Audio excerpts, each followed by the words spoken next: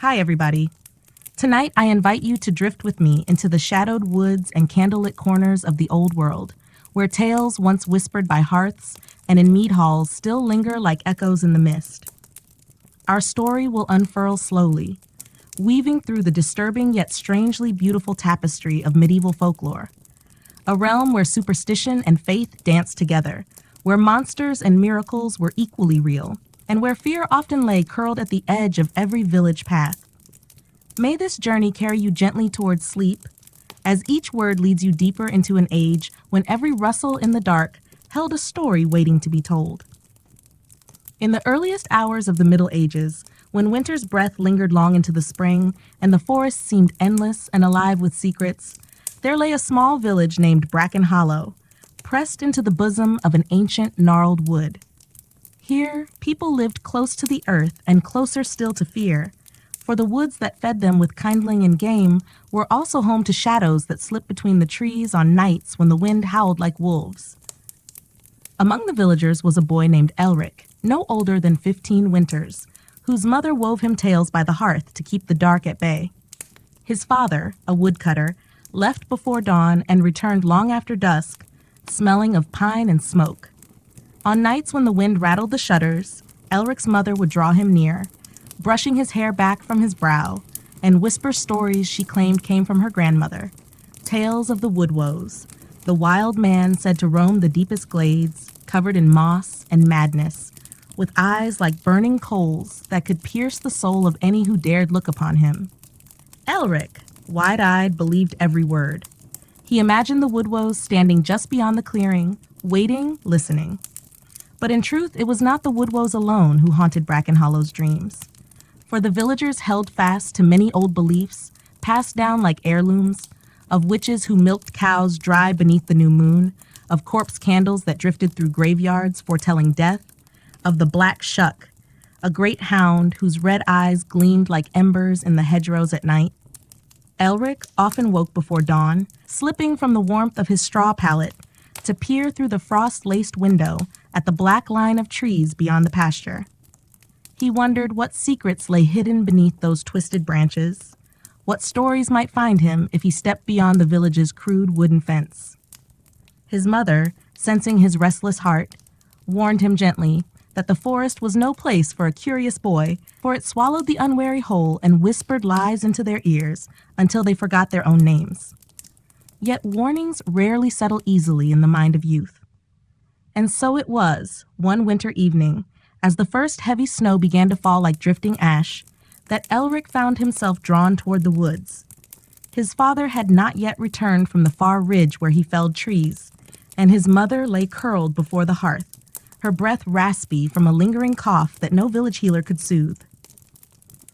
Elric wrapped his father's old cloak about his shoulders, pulled a battered lantern from its hook, and stepped out into the night. The air was so cold it stung his cheeks raw, but the snow muffled all sound, wrapping the world in a hush broken only by the soft crunch beneath his boots. He crossed the small field behind his home, passing the crooked fence that marked the boundary between field and forest, a line the villagers rarely crossed once dusk had fallen. He paused at the edge of the trees. Here the snow seemed deeper, the shadows thicker, alive with half-seen shapes that slipped from the edge of vision when he tried to focus. He lifted the lantern, its glow a small golden globe that did little to push back the pressing dark. Still he stepped forward. Within the woods, time felt different. The hush of the snow was replaced by the creak of old limbs swaying high above, by the occasional whisper of something unseen darting through the underbrush. Elric's breath misted before him, drifting upward like a ghost seeking the treetops. He told himself he would not go far, just to the old stone circle he had heard the men speak of in hushed tones when they thought no children listened. It was said this circle, half buried in moss and leaf litter, was older than any village, older than the stone church with its crooked steeple, older, some claimed, than the forest itself. And within that ring, they said, the veil between worlds was thinner, a place where the living might hear the dead, where strange lights danced at midnight and voices called you softly by name. He found the path easily enough, though no true path remained. only the faint memory of footsteps worn into the earth by countless generations of feet that once came seeking secrets or shelter, or perhaps something darker. His lantern flickered as the wind rose, setting the bare branches to scratching against each other like bony fingers. He pulled the cloak tighter and pressed on.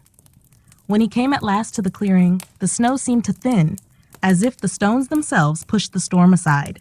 7 standing stones, each one taller than a man, leaning inward in a rough circle. They were crusted with lichen and split with age, their surfaces carved with symbols that no living soul could read. Elric stood at the edge, suddenly uncertain. The air here felt different, thicker, heavy with a silence that hummed in his ears.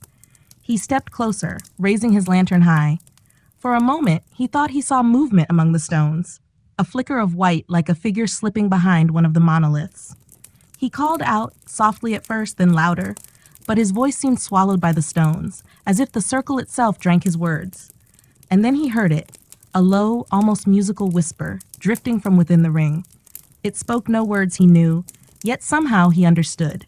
It was a beckoning, a promise, a story half remembered. He felt warmth in his chest, a thrill that pushed aside the cold and fear. He stepped forward, one foot crunching into the ring of snow that lay like a crown around the stones. Somewhere, far behind him, a wolf howled. Elric did not hear. He was already slipping deeper into the circle, lantern held high, eyes wide with wonder. He did not know yet that Bracken Hollow would speak of him for generations, the boy who stepped into the circle and was never the same again. And so our tale begins, my friend, in snow and stone, in whispers and shadows. Rest now, and dream of old woods and older secrets, for tomorrow we shall follow Elric further into the heart of this disturbing, beautiful world.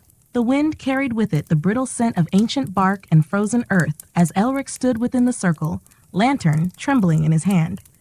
The flame inside flickered and danced against the cold breath that coiled between the stones, casting tall, wavering shadows that seemed almost alive.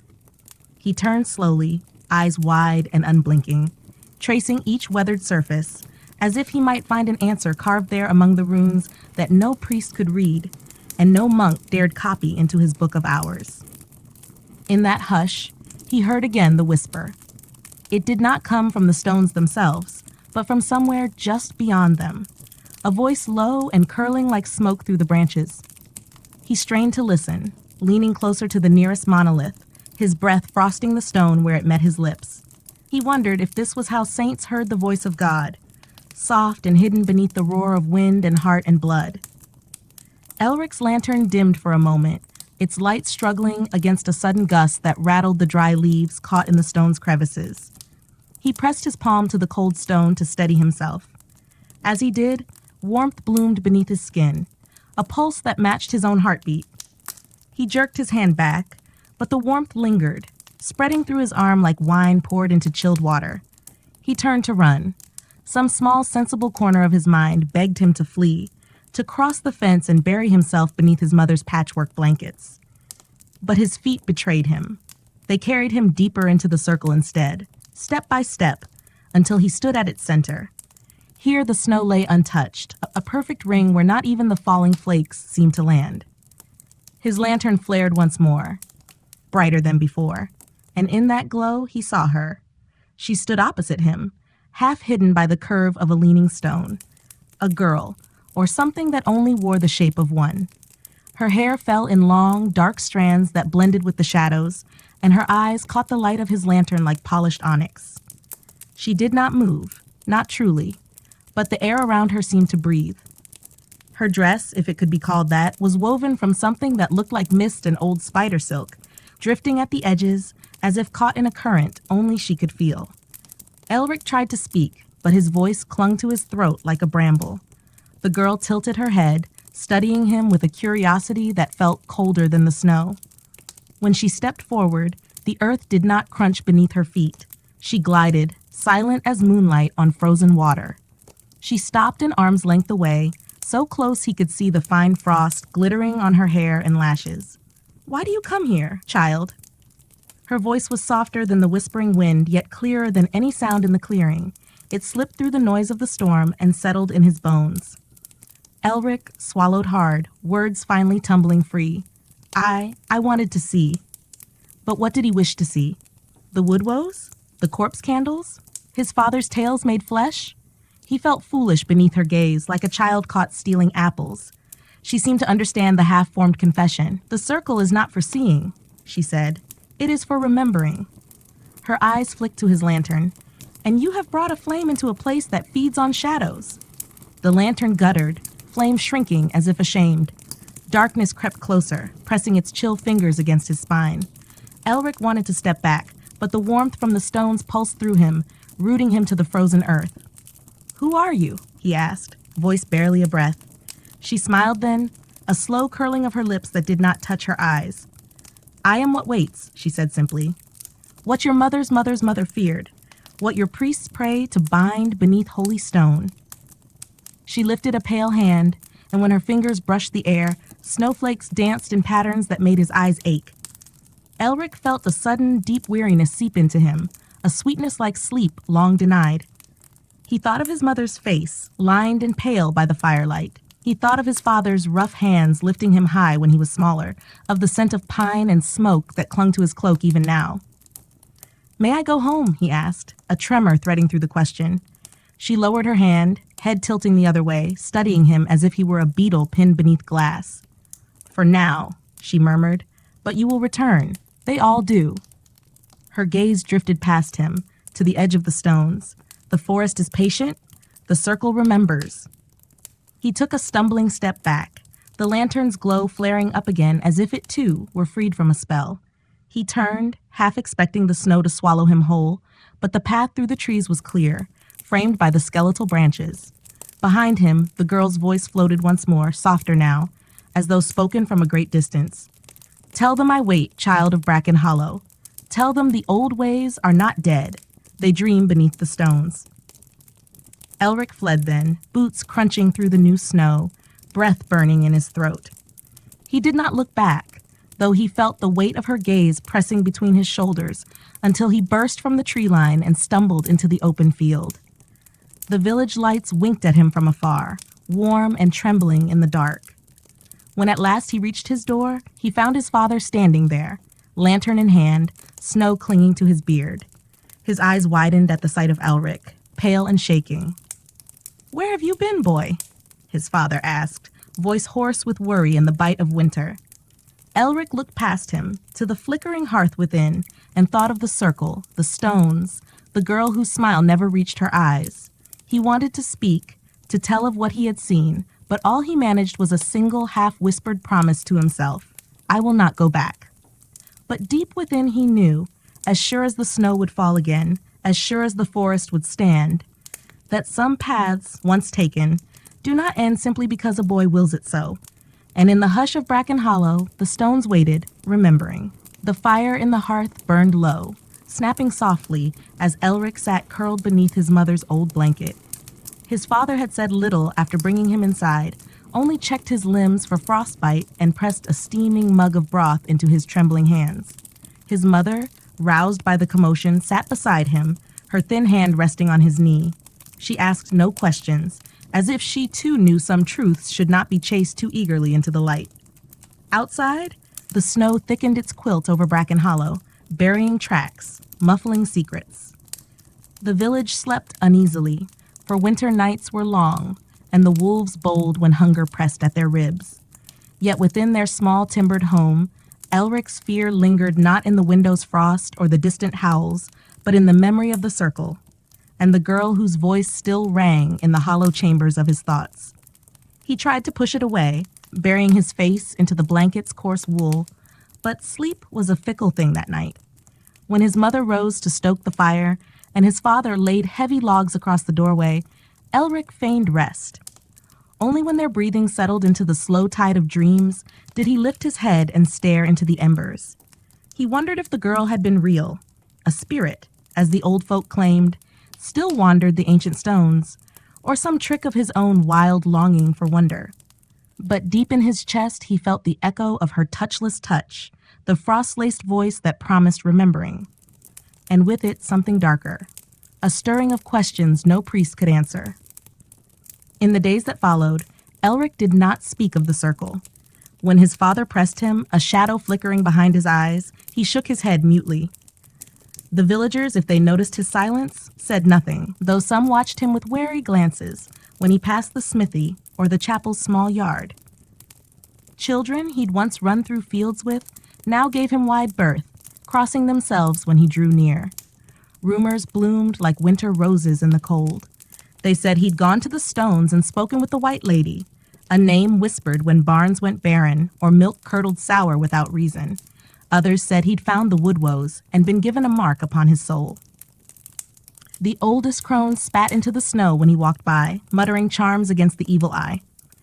Elric endured it in silence, head lowered, hands jammed into his father's oversized coat. Yet each night, when the village lay swaddled in its uneasy dreams, Elric felt the pull. He'd sit awake by the dying hearth, staring into the low red glow, and somewhere beyond the edge of sleep he heard her voice, soft and insistent. Remember. On the 7th night since his crossing into the stone circle, a storm rose fierce and sudden, rattling shutters and driving snow through chinks in the timbered walls. Elric lay awake long after his parents succumbed to the lullaby of the wind. He stared at the roof beams, counting each groan and sigh of the wood under the snow's heavy hand. When a branch scratched the window near his pallet, he sat bolt upright, heart drumming. There on the glass he saw it. A shape, small and white as drifting ash, flitting just beyond the frost. He blinked, rubbed his eyes, pressed closer, and for a breathless instant, he thought he saw her again. The girl in her gauze of mist and shadows, her eyes bright against the storm's gloom. Elric knew the fence would not hold her back, nor the hearth's glow, nor his father's stern prayers. The village's wards, iron nails in thresholds, sprigs of rowan above doors, might hold off wolves or witches of flesh and bone, but not what waited in the stones. He rose without a word, careful not to wake the sleeping forms beside him. He dressed in silence, pulling on his cracked boots, wrapping his father's cloak tight around his thin shoulders. He did not take the lantern this time. It felt foolish now. What good was a candle against the dark that lived beneath the world's skin? He stepped out into the storm. Snow lashed his cheeks raw, the wind tugging at his cloak like an impatient hand. He did not pause at the fence, nor look back at the glow of the hearth flickering through the window's frost. He walked as if drawn on a string, each step carrying him deeper into the hush and roar of the night. The forest swallowed him whole, branches bending beneath the weight of fresh snow, bowing low as if to listen. No path guided his feet this time. He moved by memory, by some pulse beneath the soles of his feet that led him through the drifts and thorny bramble. When he stumbled, he rose again. When cold clawed into his bones, he pressed on. The circle appeared suddenly, revealed in the wind's fierce breath, 7 stones crowned in white, their runes veiled but not forgotten. He crossed into the ring, heart fluttering like a trapped bird. There, at the center, where the snow never seemed to settle, she waited once more. Her shape shimmered at the edge of seeing, more spirit than girl now, her form stitched from moonlight and drifting snow. She regarded him with that same unfathomable stillness, eyes catching the storm's fury and turning it to something softer, deeper. "You came," she said, voice carrying though her lips did not move. Elric stood trembling, snow melting on his lashes. I tried not to." Her smile, faint as a ghost's breath. But the circle remembers. It calls what is its own. She reached out a hand, pale, slender, rimed with frost that did not melt. Elric hesitated, glancing back over his shoulder, half hoping to see his father's lantern bobbing through the trees, a promise of warmth and mortal worry. But the woods behind him were empty, swallowed in white and black. "Come," she whispered. "Come and remember." And so, with the storm swirling about them like a shroud, Elric stepped forward and placed his hand in hers.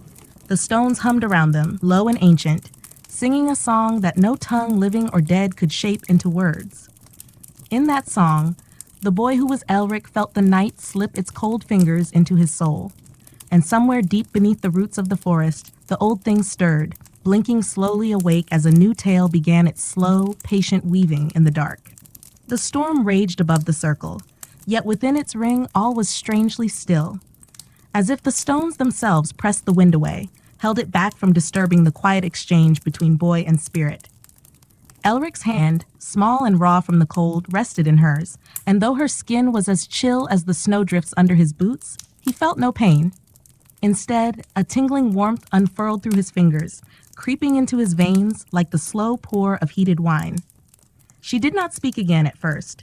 Instead, she watched him with that same unblinking patience, her dark eyes reflecting the swirl of snowflakes that danced around them. Her free hand lifted, fingers brushing the air as if she were plucking threads from an unseen loom.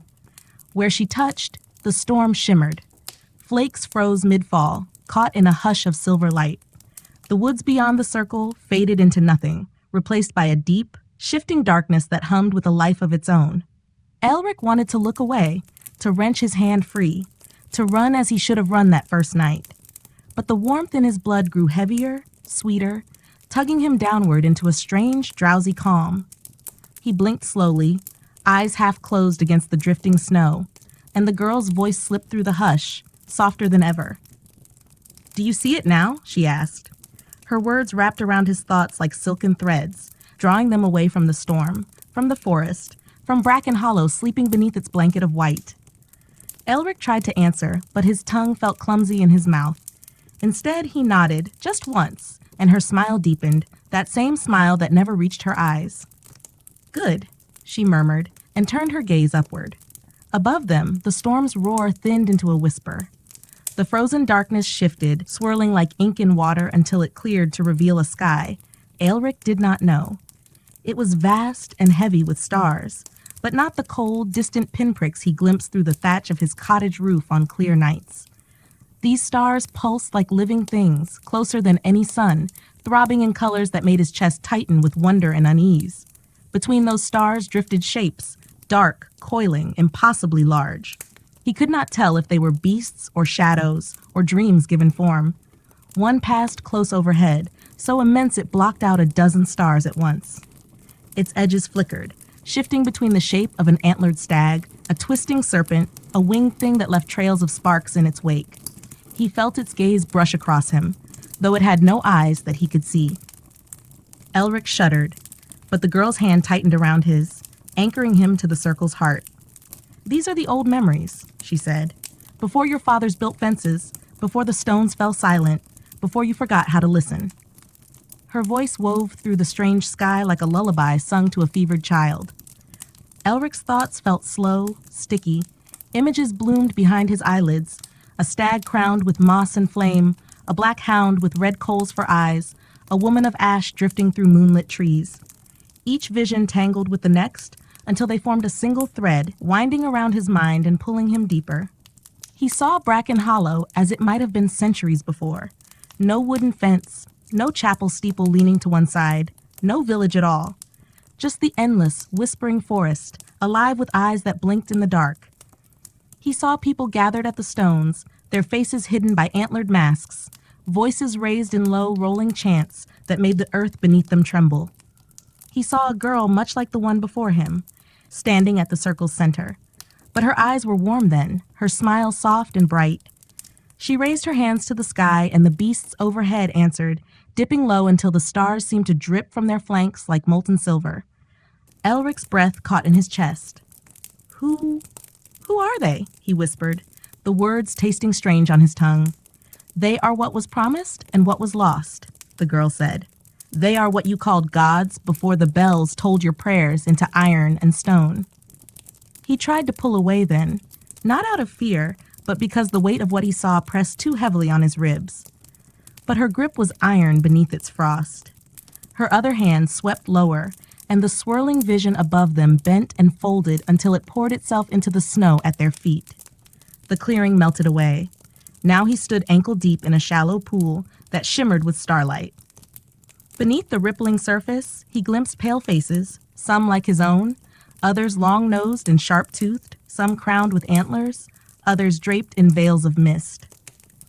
They turned slowly, drifting like fish beneath a frozen pond, and when they opened their mouths, no bubbles rose, only more of that soft, musical whisper that filled his ears until he could no longer hear the storm at all. He felt the weight of centuries pressing down on his shoulders, cold and vast and oddly comforting.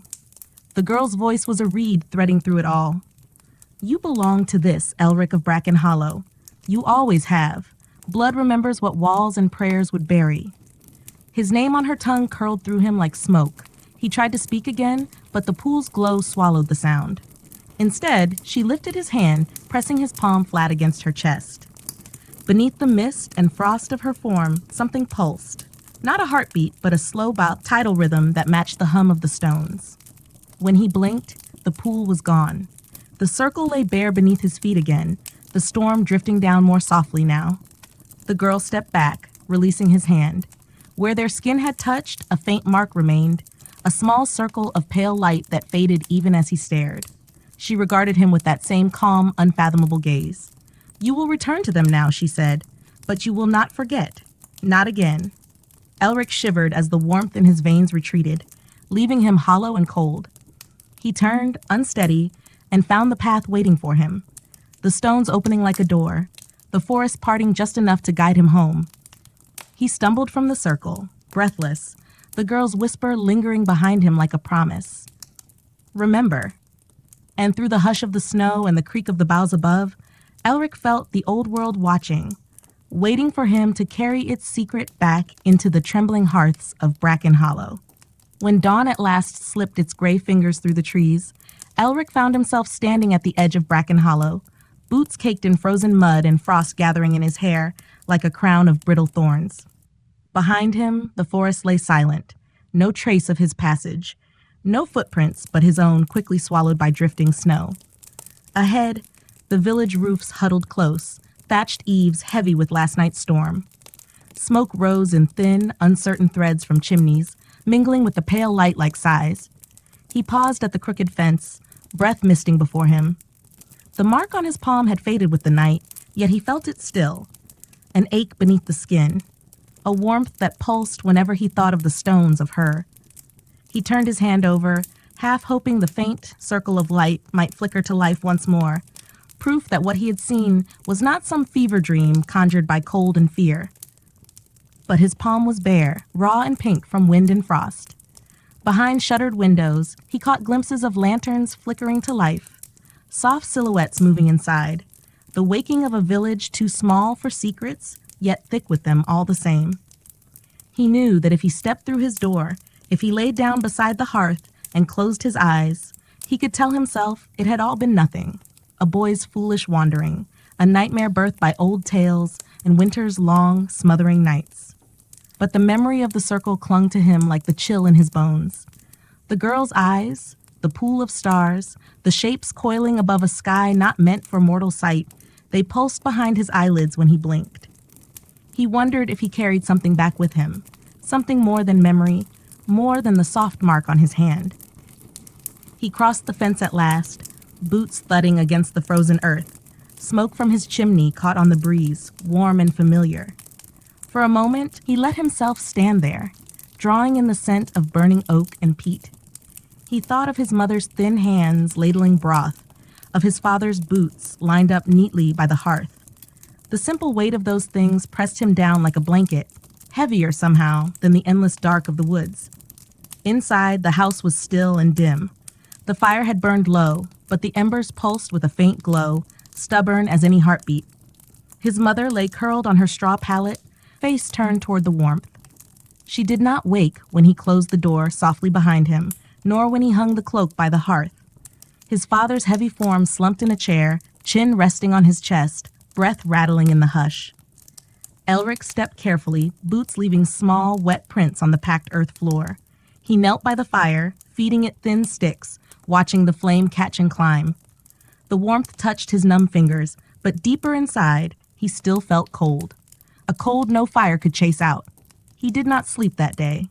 While the village stirred, carts creaking over frozen ruts, men hacking at ice-clogged troughs, women gossiping with breath curling in the brittle air, Elric sat by the hearth and watched the flames. He did not flinch when his father woke and asked where he had gone, though he answered only with a quiet shrug. He did not wince when his mother laid a hand to his brow, searching for fever. When night fell again, heavy with drifting snow and the hush of owls, Elric lay on his pallet with eyes wide to the rafters. He listened to his father's snores, to the crackle of the fire burning low. Sleep hovered near but would not claim him. Instead, memory unfurled behind his eyes. The circle of stones, the pool of starlight, the voice that told him, remember. In the stillness, he slipped a hand from beneath the blanket and traced his palm with his thumb. He felt nothing, saw nothing. Yet a thought, clear as the frost etching the window, crept into him. They would come again. He rose before the sun, slipping from the pallet like a ghost. He dressed in silence, careful not to stir the sleeping forms nearby. He did not take the lantern this time, nor his father's cloak. He stepped into the hush of the yard, the snow crunching underfoot like brittle glass. The village lay swaddled in gray mist, dawn not yet ready to wake it fully. He did not go to the circle. Not yet. Instead, he crossed the yard to the small shed where his father's tools hung. Axes, saws, the broad iron wedge for splitting stubborn trunks. He found what he needed easily, an old spade, handle smooth from years of calloused palms. He hefted it, feeling its weight settle into his grip. He walked to the far field where the snow lay deeper, unbroken, but for the faint tracks of foxes threading between the hedgerows. Beneath the snow lay the frozen earth, stubborn, reluctant to yield. He pressed the spade's edge to it and pushed with his boot, hearing the dull crunch as the blade bit in. Elric dug slowly, steadily, breath misting the air in short, hard bursts. The cold stung his fingers, numbed his toes, yet he did not stop. The spade rose and fell, churning snow and soil into rough heaps. He did not know what he searched for, a sign, a relic, some buried root of the dreams that now clung to him like burrs. Or perhaps he dug only to prove that he could still choose to shape the earth with his own hands, while there was time. Hours passed. The sky grew pale, then brightened to a dull, milky gray. Frost melted on his cheeks only to freeze again in his hair. When at last he stood back, a shallow pit gaping before him, he found nothing beneath the churned clods but stubborn roots and stones cold as old bones. He dropped to his knees at the pit's edge, chest heaving. He touched the earth, let the chill bite into his palms. In that cold, he felt it again. The hum beneath the ground, faint but unmistakable, like a distant drumbeat. The circle was not here, yet its echo lived everywhere. Beneath the fields, the pasture fences, the hearthstones of every house in Bracken Hollow. Elric pressed his ear to the frozen soil, listening. Beneath the wind's sigh, beneath the slow creak of branches, he heard the old memory whispering up through the roots. He closed his eyes. And in that hush, the promise returned. You will remember. You will return.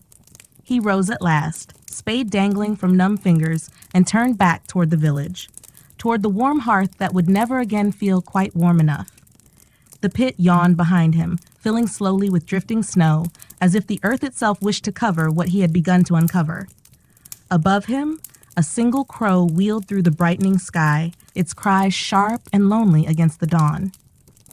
Elric did not look back. He knew now the digging would not stop with a spade and frozen ground. The real digging waited elsewhere, in dreams, in whispers, in the circle that slumbered deep within the hush of the woods.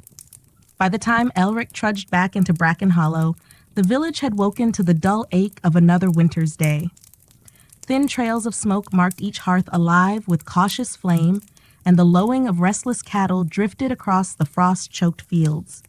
Old men hunched in doorways, pulling collars high against the wind, while women bent low over wash basins, their breath curling over steaming pails as they scrubbed the stubborn grime of cold months from linen and wool. Elric carried the spade across his shoulder like a pilgrim's staff. Dirt clung to the blade, frozen in clumps that rattled loose as he passed beneath the chapel's crooked eaves. A pair of village boys, no older than he, watched him from where they crouched beside a drift of snow, carving crude runes into the frost with sticks. When they saw the spade, they paused, their laughter thinning to wary silence. One crossed himself, muttering a prayer too low for Elric to catch. He pretended not to notice, trudging past without a word. At his door, his father waited, arms crossed over a chest broad enough to block the faint warmth drifting from within. His eyes narrowed at the sight of the spade. "Where have you been, boy?" Elric stopped just shy of the threshold. Snow dripped from his hair in thin rivulets, dampening the collar of his threadbare tunic. He looked at his father's boots, heavy, cracked leather crusted with straw and old mud. "Digging," he said simply. His father's jaw worked around words that did not find breath. Behind him, Elric glimpsed his mother stirring a pot over the hearth, her shoulders hunched like the bowed limbs of an old tree under snow. "Digging for what?" his father pressed, voice low, as though the words themselves might wake something sleeping just beyond the door. Elric met his father's eyes then, and for the first time, he saw fear there. Not the fear of wolves or hunger or a failed harvest, but the raw, wordless dread of a man who knows his house stands atop old bones. "Roots," Elric lied, though he felt the truth coil warm and restless beneath his ribs. "For the fire." His father stared at him a moment longer, then stepped aside, letting him pass. The door shut behind them with a soft thud that sounded too final for so small a house. Inside, the warmth clutched at Elric's cold-numbed fingers, but it did not chase away the hush that lingered in the corners. A hush his mother tried to fill with the scrape of a wooden spoon against the iron pot, the crackle of fresh wood laid on the coals. They ate in near silence, save for the pop of sap in the hearth and the low drip of melting snow from the eaves. Elric's father watched him between mouthfuls of thin stew, his eyes flicking to the boy's raw hands, the dark smudges beneath his lashes. His mother asked no questions, only pressed a hunk of stale bread into his palm, her touch gentle as falling ash. That night, sleep found Elric quickly, heavy and dreamless for the first hours. But as the coals sank to a dull red glow, the hush returned. He woke just before dawn, heart drumming against his ribs as though it knew a secret his mind had yet to name. He lay listening to the timbers creak beneath the wind, to the faint sigh of his mother's breath, to the slow grind of his father's teeth, as he clenched them even in sleep. Then he heard it, a sound soft as moth wings brushing against old stone. Elric. He sat up, pulse thundering. Yet the house remained unchanged, the shadows deep, the silence almost whole. He pressed his hand against the pallet, feeling the straw prickle his palm, searching for that phantom warmth the circle had left behind. Again, Elric. The voice was not quite a whisper, not quite thought, more like a memory of sound lingering in the rafters. He rose. He did not bother with boots or cloak this time. The chill bit at his bare feet, but it felt almost welcome, a reminder he was still flesh, still the woodcutter's son, still here. He slipped through the door and into the blue hush of pre-dawn, where frost rhymed the fence posts like delicate lace. The path came to him without searching. He walked past the well where the bucket froze to the stone lip each night, past the shed where the spade still leaned, clods of earth hardened like iron along its blade. He did not look back, though a small voice inside begged him to turn, to run to the hearth and bury himself beneath the blanket of his mother's thin, tired prayers. He reached the forest's edge as the first crows stirred from their roosts, black wings rising like ink spilled across dawn's pale canvas. The trees welcomed him without question, branches bending under their brittle crowns of ice. He stepped through the snow, barefoot, yet the cold no longer stung. It felt almost like stepping into water, a numbing that softened the press of earth against his skin. The stones waited, just as he knew they would. He found them as the sky brightened to iron gray, the faintest blush of sun hidden behind a veil of drifting flurries. The circle looked no different than before, 7 sentinels leaning inward, each draped in frost and old lichen. Yet when he stepped inside, he felt the air change, thickening around him like the breath of a sleeping beast. She was there, standing where the snow refused to settle. Her eyes found him at once, calm and dark as the deep places beneath the roots. "You remember," she said, not a question, but a soft promise. Elric nodded, though no words rose to meet her. He felt them lodged in his chest like thorns, the questions he could not voice, the fears he could not name. She lifted her hand, palm outstretched. This time he did not hesitate.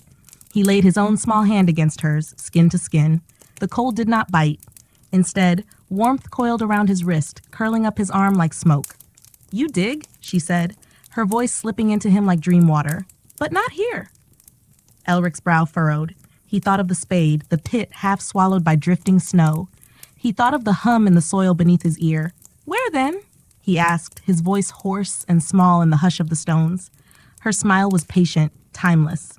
She leaned closer, and when she spoke, her breath smelled of snowmelt and something older, something that made the hair at his neck stand on end. "Beneath your hearth," she whispered, where the old root sleeps. Dig there, Elric. Wake it. Feed it. Remember. And as the wind stirred the branches above them, carrying the first sharp cry of morning crows, Elric felt the circle close around him once more. A promise, a prison, a door waiting to open wider than he ever dreamed. Aelric stumbled home through the hush of dawn, the whisper of her words echoing beneath his skin like a second heartbeat. Beneath your hearth. He turned the phrase over and over in his mind as he picked his way through the drifting snow, feet raw and stinging where the frost had finally begun to bite.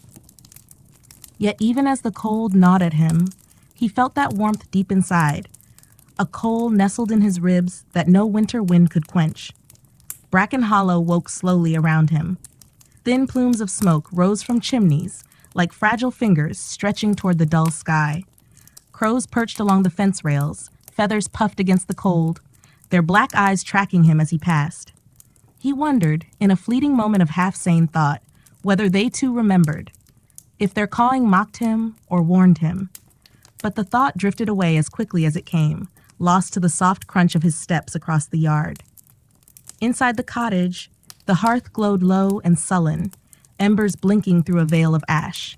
His mother dozed near the fire, chin resting on her chest, a scrap of mending still clutched in her lap.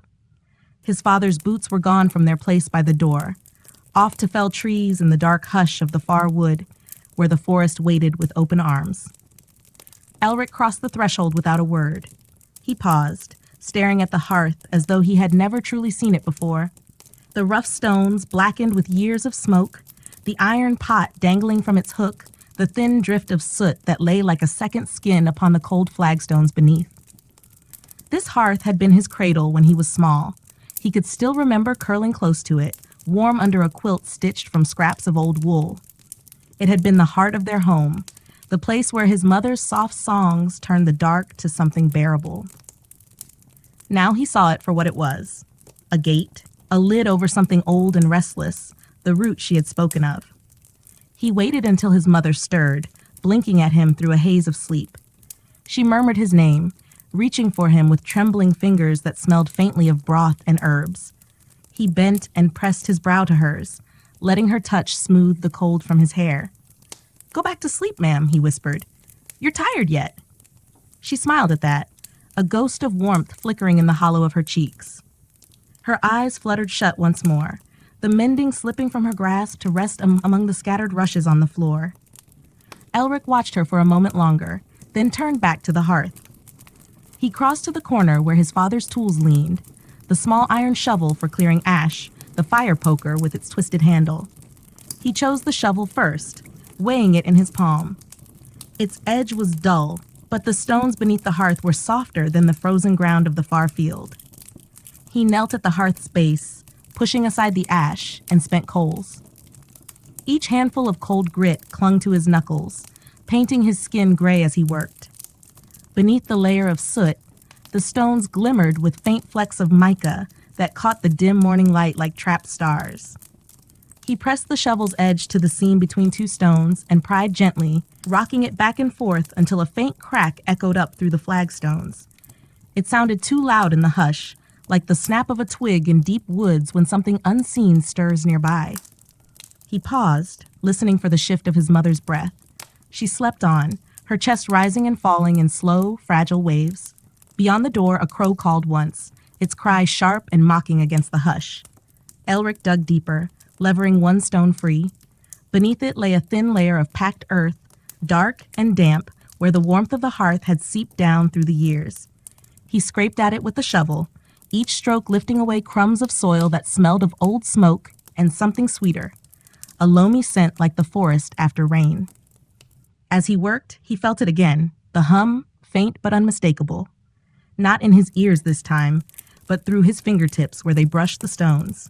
It thrummed beneath his palms, a slow pulse that matched his own heartbeat until he could not tell where his blood ended and the earth's breath began. He dug until his arms ached, until sweat beaded at his hairline despite the cold draft snaking through the door cracks. The pit beneath the hearth grew shallow and wide, no deeper than his forearm, yet deep enough for him to see it, the thing that waited beneath the packed earth. At first it looked like no more than an old root, Black and gnarled, its surface cracked and veined with pale threads that shimmered faintly in the gloom.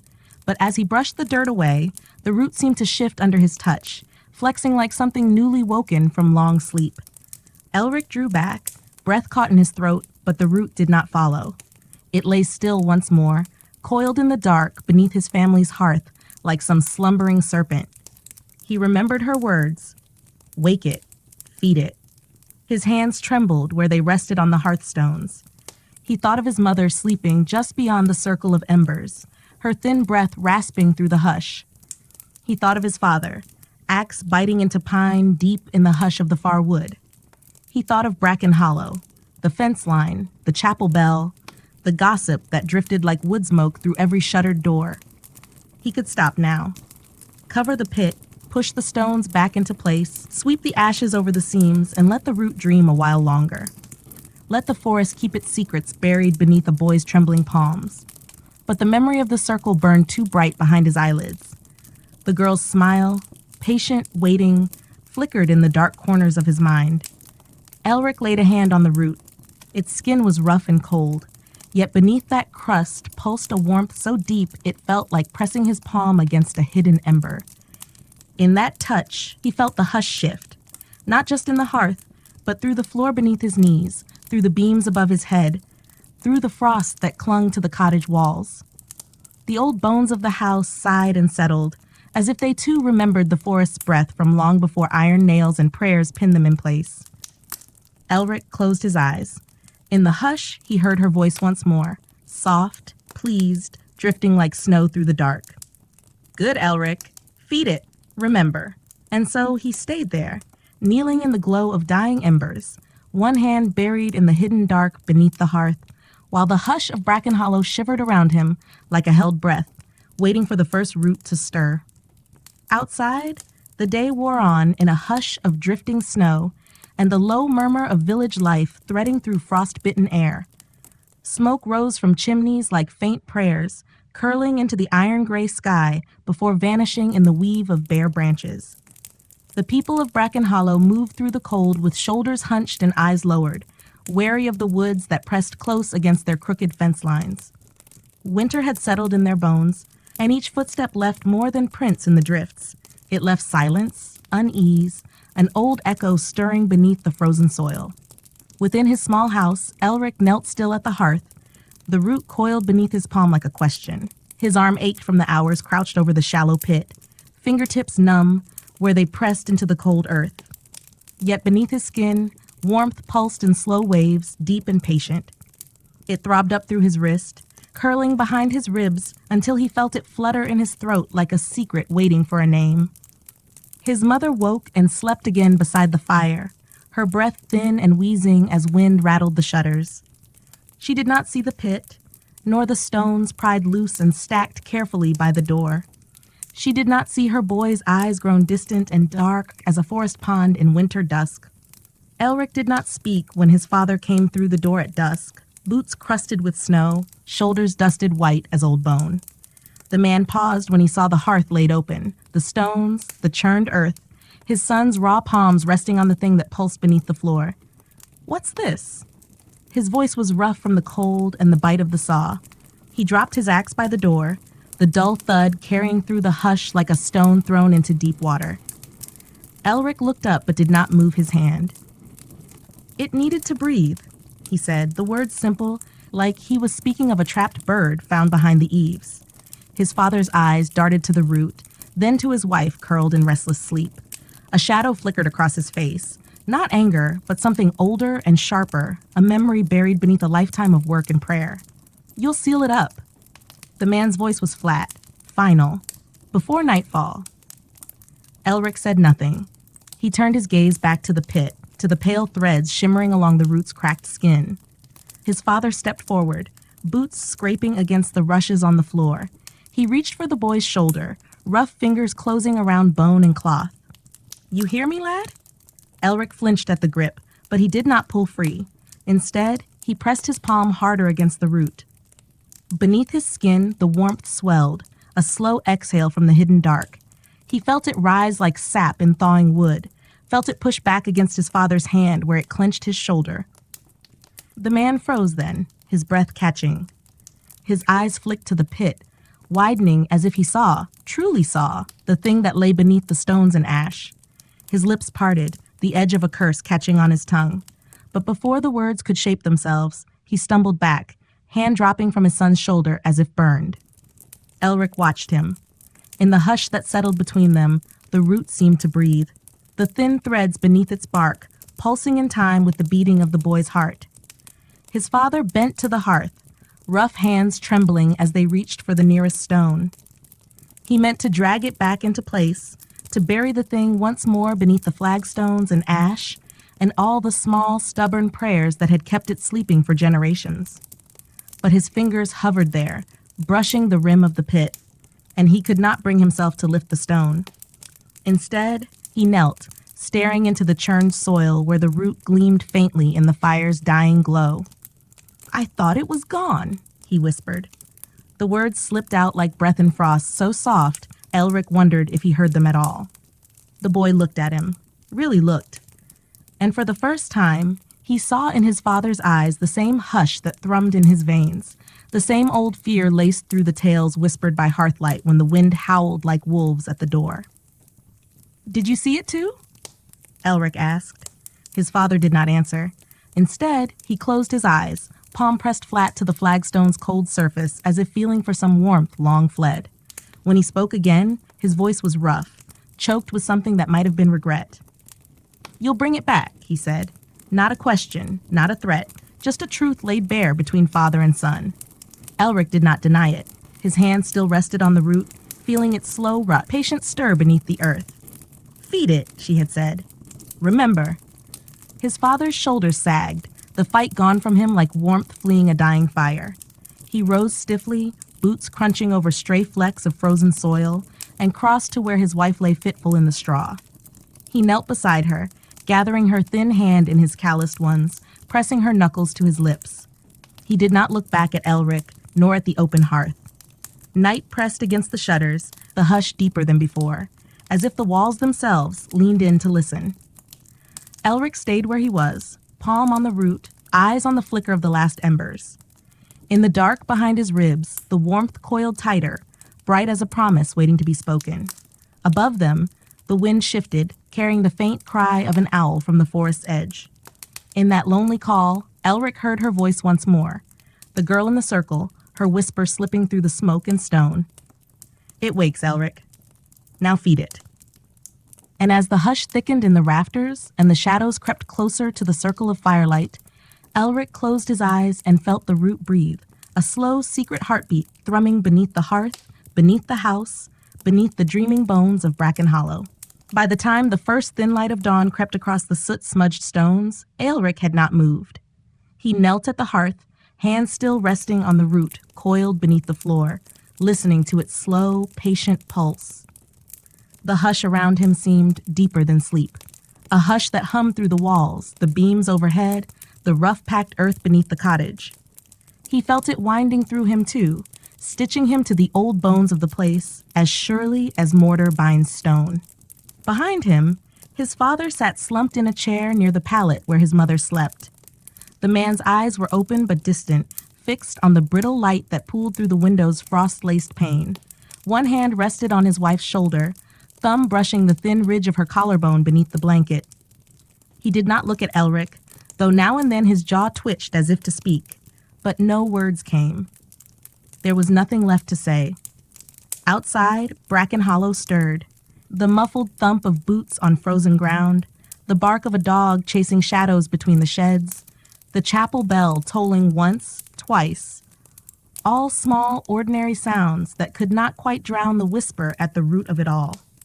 The hush waited beneath each footstep, each breath of wind that rattled the loose boards and tugged at the thatch. Elric's mother woke just as the sun broke weak and colorless over the trees. She turned her face toward the hearth, blinking at the stones pried from their bed, the churned pit where her boy crouched like a penitent before some hidden altar. "Elric?" Her voice cracked with sleep and the rawness that sickness had carved into her. "What are you doing, love?" He looked at her then, and for a heartbeat he was only her child again.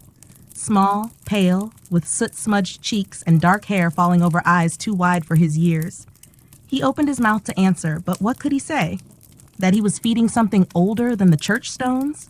That he was remembering a promise stitched into the bones beneath the village fields? "I'm warming it, ma'am," he said instead, the words simple, gentle. It was so cold. She did not understand, but neither did she question. She closed her eyes again, her breath rattling like dry leaves caught in the eaves. His father shifted behind her, a low sound in his throat that might have been grief or fear or both at once.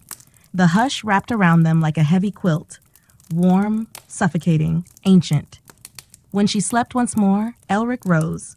He brushed dirt from his knees and crossed to the hearth's narrow shelf, where a small clay bowl held the last of the dried herbs his mother hoarded for her cough. He took them up, the brittle leaves crackling between his fingers like old parchment. He did not think, only felt, the warmth beneath the floor guiding his hands as surely as the girl's voice had guided his feet through the dark woods. He dropped the herbs into the pit, pressing them gently against the root's cracked skin. The moment they touched, the faint shimmer beneath the bark pulsed brighter, the pale threads flickering like fireflies caught in a jar. Elric felt the warmth surge up his arm, a hush of breath slipping through his teeth as the root seemed to settle, as if it had tasted the offering and found it sweet. He thought of the stories his mother had told him when he was small, tales of witches who buried charms beneath their thresholds, who fed the hidden places of the earth with milk and blood, and whispered prayers to keep the wolves from the door. This felt like that, yet older somehow, older than the word witch, older than the word prayer, a feeding that was also a remembering. The hush shifted then, pressing closer. Elric glanced at the window and saw the sky heavy with bruised clouds, snow gathering again on the wind. Somewhere beyond the fence line, the forest breathed, waiting. He felt the circle in the woods hum through his bones, a tether stretched tight between the standing stones and this small pit beneath the hearth. He knew, without knowing how, that this first offering was not enough. The root was awake now, hungry, patient, eager. It would not settle for dried leaves and old herbs for long.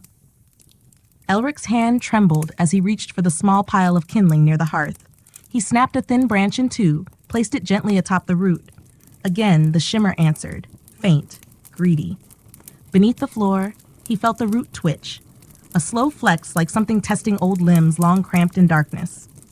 He sat back on his heels, heart drumming in his ears. The hush within the cottage pressed tighter, folding around the crackle of the dying fire, the rasp of his mother's breath. His father met his eyes at last, the old man's gaze hollow with a question he did not speak aloud. Elric shook his head, not in refusal, but in answer.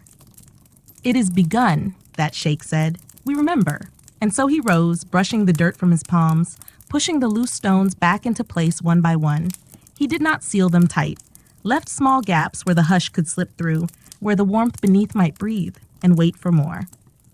Outside, the snow fell harder, veiling the hedgerows, softening the shapes of the sheds and fence posts until the village seemed no more than a dream caught in the branches of the old wood. The chapel bell tolled again, though no one stood beneath its lean steeple to pull the rope. It rang on its own, a hollow knell drifting through the hush. Elric watched the snow drift past the window, felt the root pulse beneath his feet. He closed his eyes, and in that hush he heard her voice, soft, certain, older than the stones. "Good, Elric, soon." He pressed his palm to the hearth, feeling the faint heat bleed through the cracked stones like a heartbeat. And beneath that warmth, the root breathed, dreaming of more, always more, as Bracken Hollow shivered beneath the falling snow. In the waning hush of an autumn dusk, as the last embers of sunlight fled behind the black silhouettes of oaks and ash, the village of Eldergrove fell into a hush that was deeper than sleep. In this quiet hour, the folk who still gathered by hearth and candle whispered of things best left untold by daylight, the shifting shapes that roamed the forest paths, the lingering ghosts that watched from the hedgerows, the strange bargains once struck between mortal men and the hidden folk beneath the earth. It was in this uneasy lull that young Merwin, the midwife's apprentice, found herself walking the winding lane toward the edge of the woods. Her basket of herbs swayed against her hip, rustling dry stalks of mugwort and feverfew, a charm against sickness and spirits alike. But tonight, the charms felt thin in her trembling hands. For days now, there had been talk of something new, or perhaps something very old, returned to the woods. Hunters spoke of strange spoor left in the soft mud, hoof prints that walked like a stag's, yet turned backward upon themselves, vanishing into the underbrush without a trace.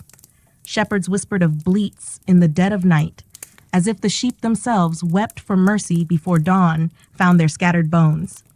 And some said that if you stood too near the tree line at dusk, you could hear a rustling, not of fox nor badger, but something larger, slower, and terribly patient. Yet Merwin had little choice but to pass that way, for old Mother Altha lay fevered and gasping in her hut, her breath rattling like dry leaves. The midwife, Merwin's mistress, had sent her to gather wild angelica, the root that was said to ward off pestilence and lure forth healing dreams. And so she walked, heart pounding like a drum under her cloak, each step a small defiance of the dread that crept behind her like a shadow. When she reached the grove where the angelica grew, an ancient ring of standing stones half swallowed by moss and ivy, Merwin knelt and began to dig, her fingers cold and numb.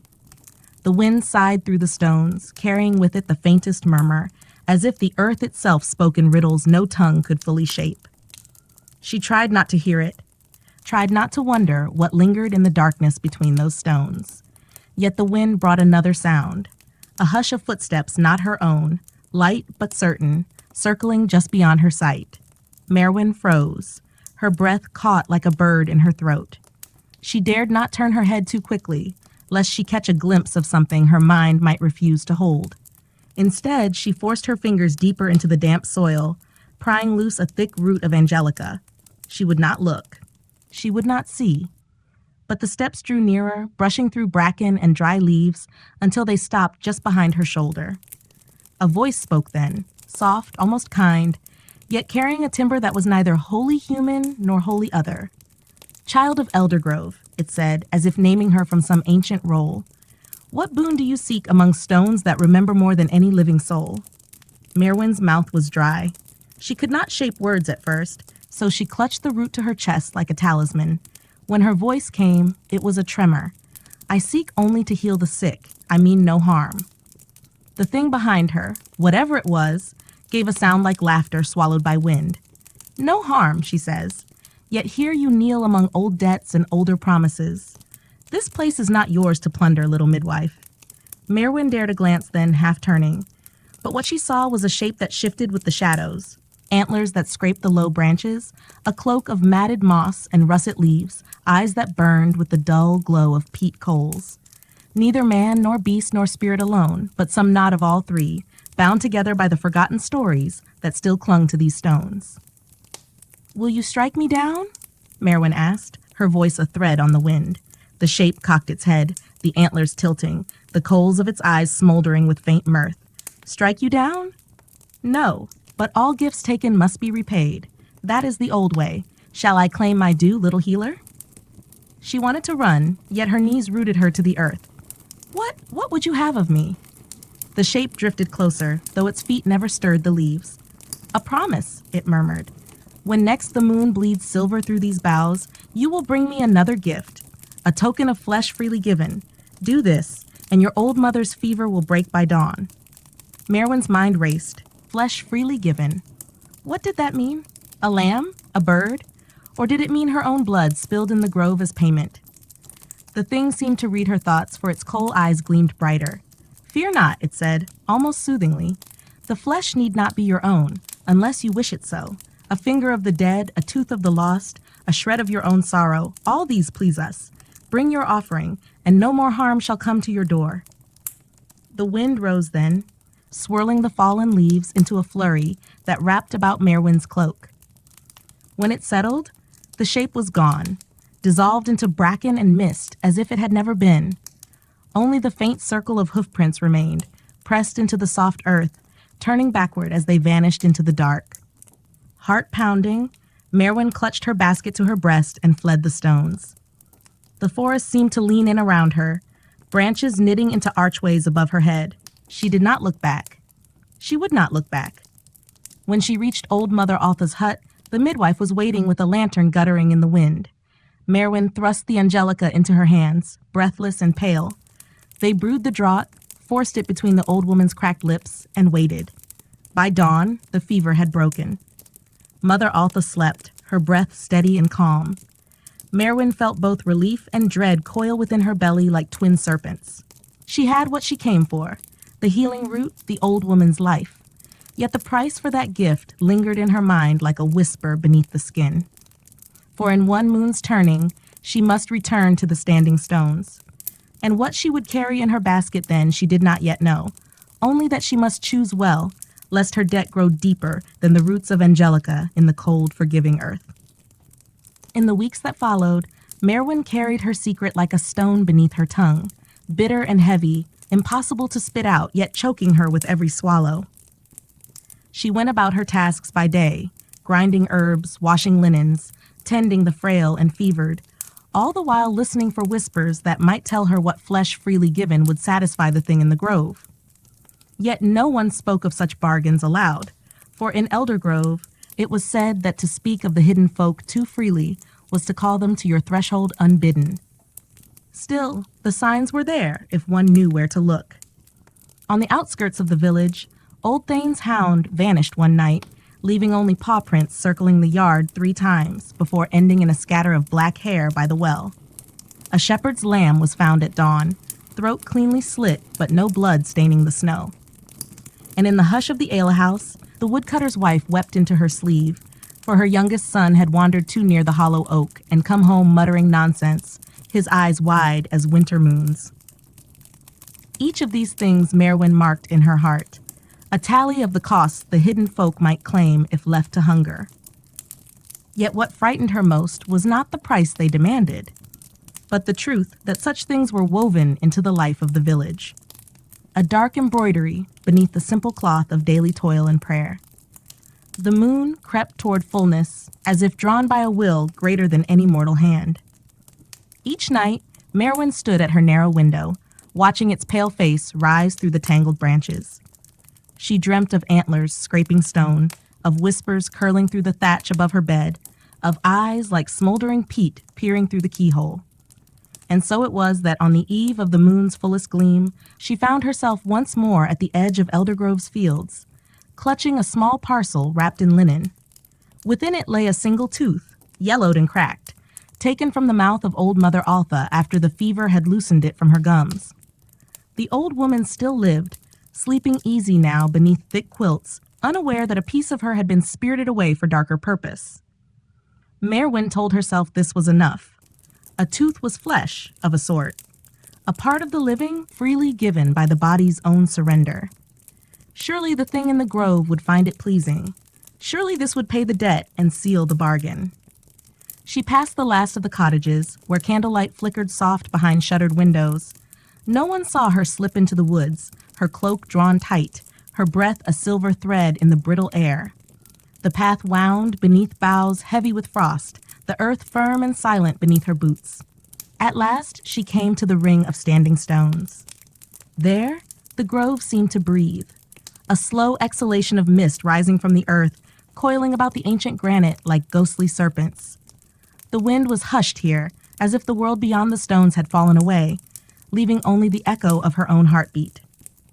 She stepped inside the circle and knelt, placing the linen parcel at the base of the largest stone, a squat pillar marked with faint runes she could not read.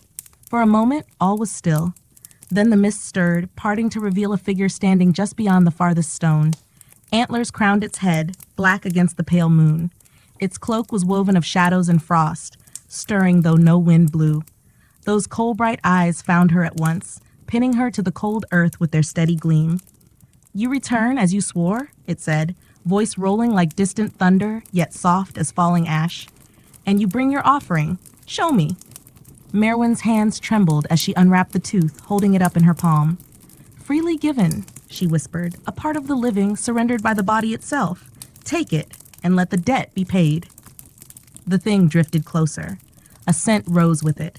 Damp earth, rotting leaves, something sweeter beneath, like honey turned sour. Its shadow fell over Merwin, blotting out the moon's silver glow. It bent, peering at the tooth with those ember eyes.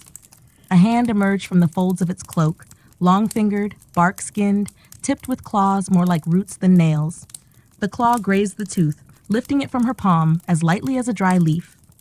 "A morsel," it murmured, voice deepening to a growl.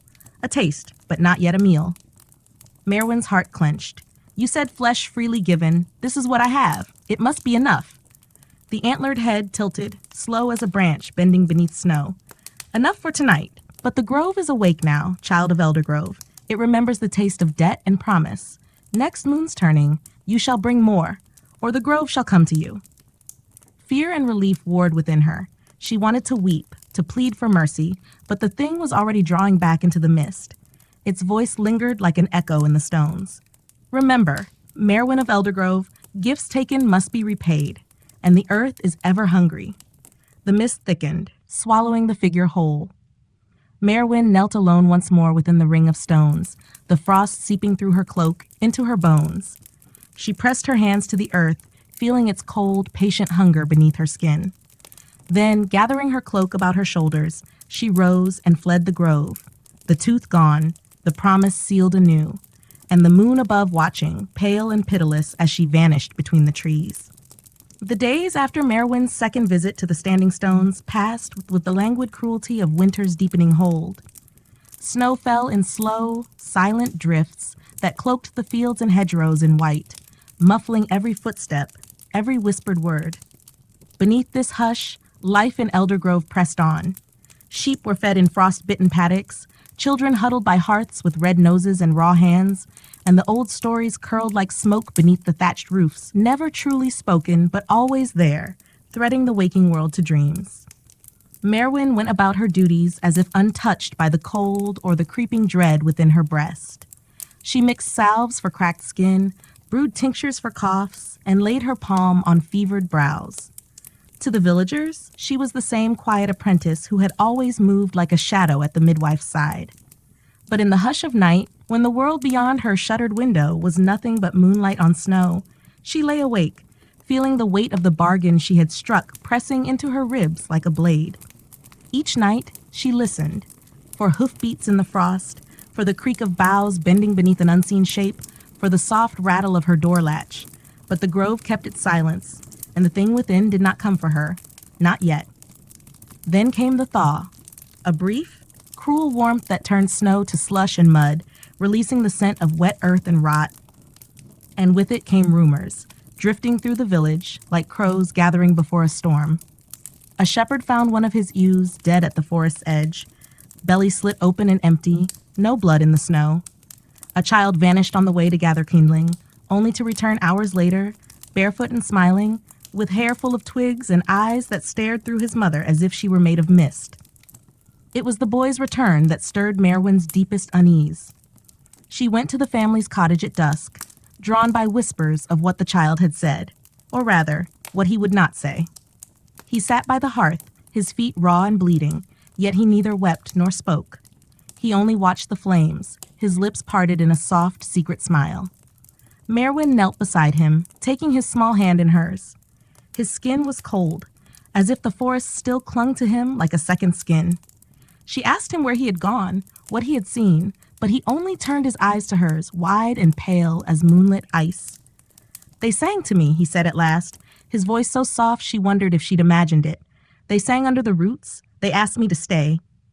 When she pressed him for more, he shivered and turned away, curling into himself like a fawn hidden in bracken. His mother wept, clutching him to her breast, whispering prayers beneath her breath. Merwin stood and left them by the hearth, but her mind churned with questions that clung to her like burrs. Back at her own hearth, she laid out her herbs and charms in neat rows, as if they might ward off the creeping certainty blooming in her chest. The thing in the grove was not content with old teeth or whispered promises. Its hunger was spreading, seeping into the bones of Eldergrove, waking things long buried beneath the roots. When the moon turned again, she knew she would have to bring something more, something that would truly sate the hidden folk's craving. Flesh freely given, the words uncoiled in her mind like a serpent in winter straw. Whose flesh? Whose sorrow? She thought of the boy, sitting by the hearth with his cold hand in hers, his eyes fixed on something just beyond the veil of the seen world.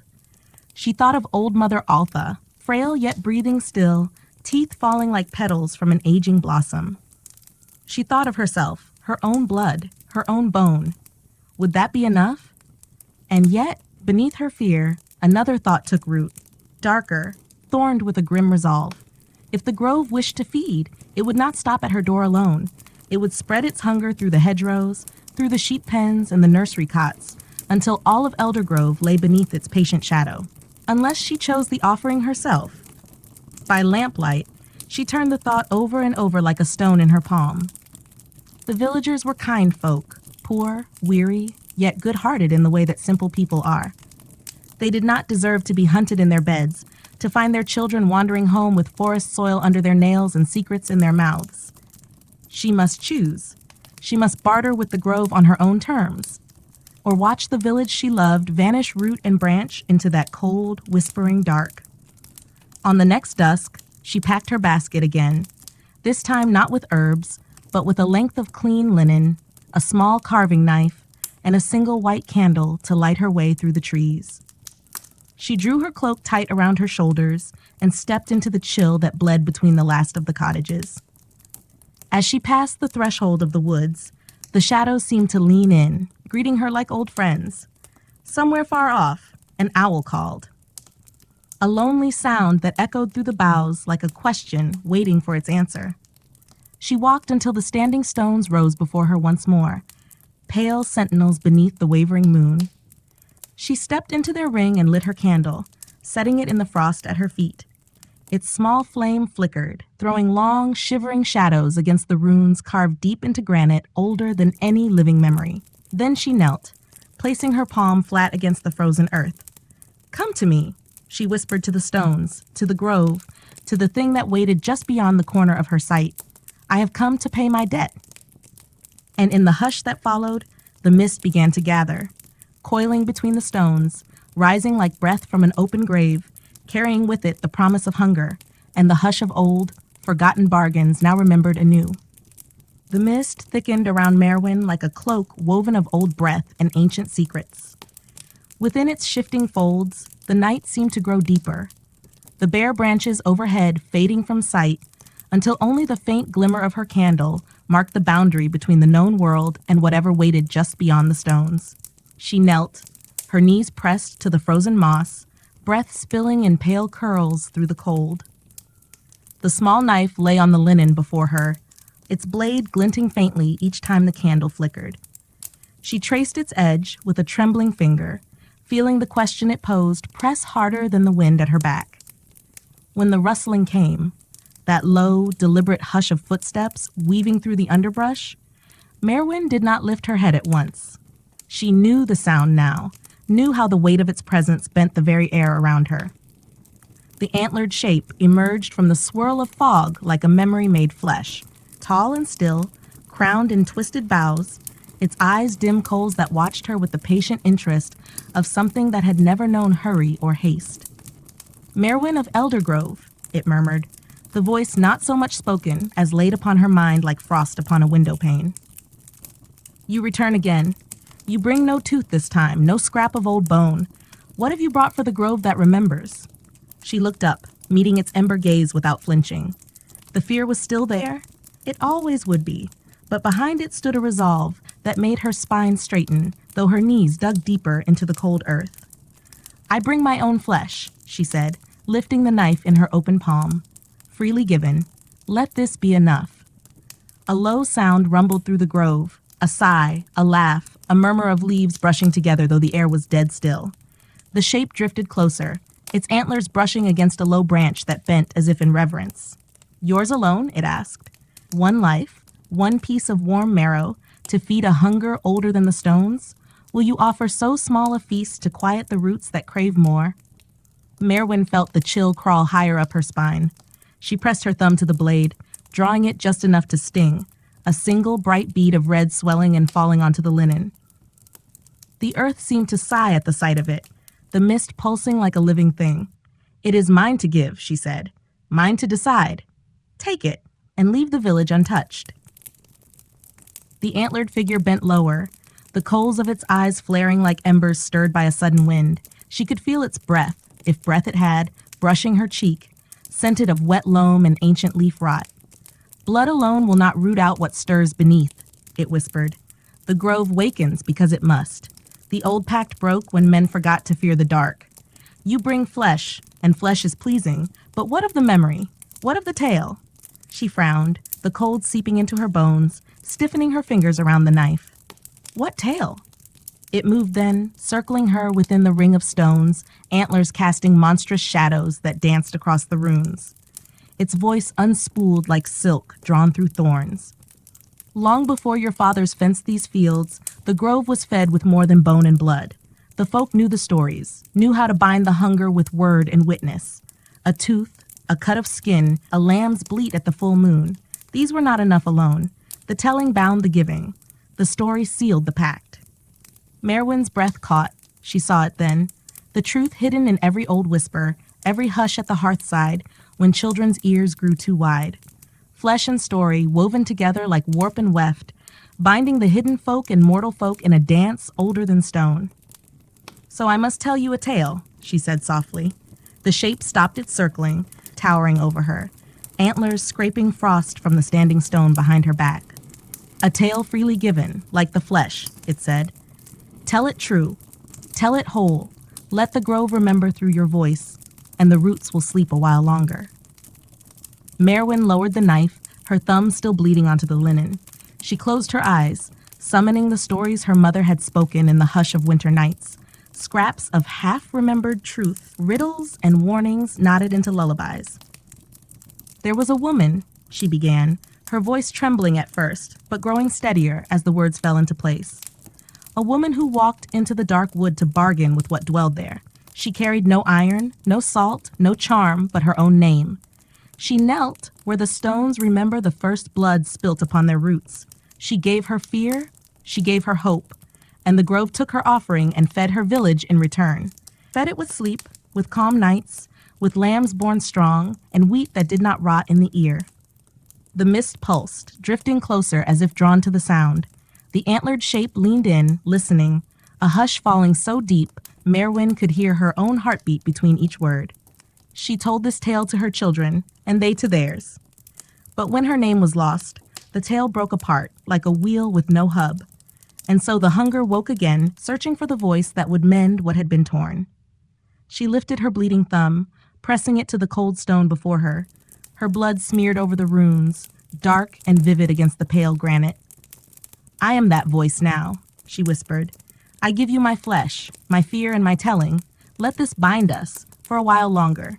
The thing in the mist let out a long, soft sigh, a sound like the wind rustling through dry rushes. The air shifted, the mist curling around her hand as if tasting the warmth of her blood. "Spoken true," it murmured. "A tale reborn, a pact remembered. The grove sleeps again, for now."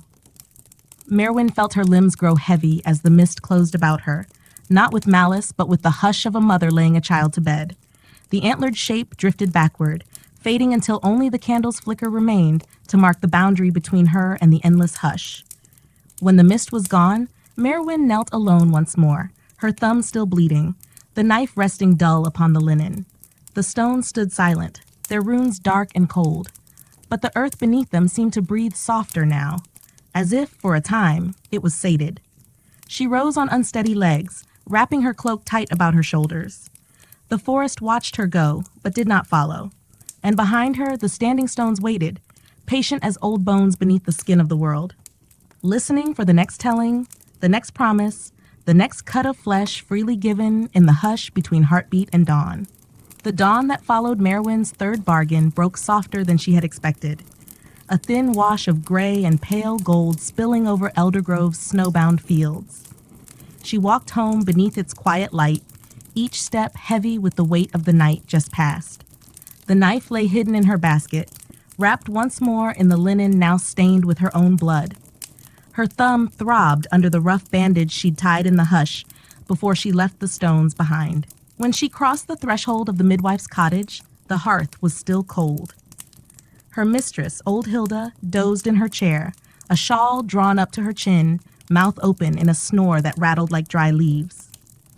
For a moment, Merwin stood there, looking at the old woman's sleeping form, the deep lines carved by years of tending births and deaths alike. She wondered if Hilda had ever knelt among those stones in her youth, if her hands too had trembled over the knife, if her voice had once carried a tale the grove had drunk down like sweet wine. Merwin's limbs ached as she set aside her cloak and basket. She moved to the hearth, stirring the ashes to coax a reluctant flame from the embers hidden beneath. Outside, the village was waking.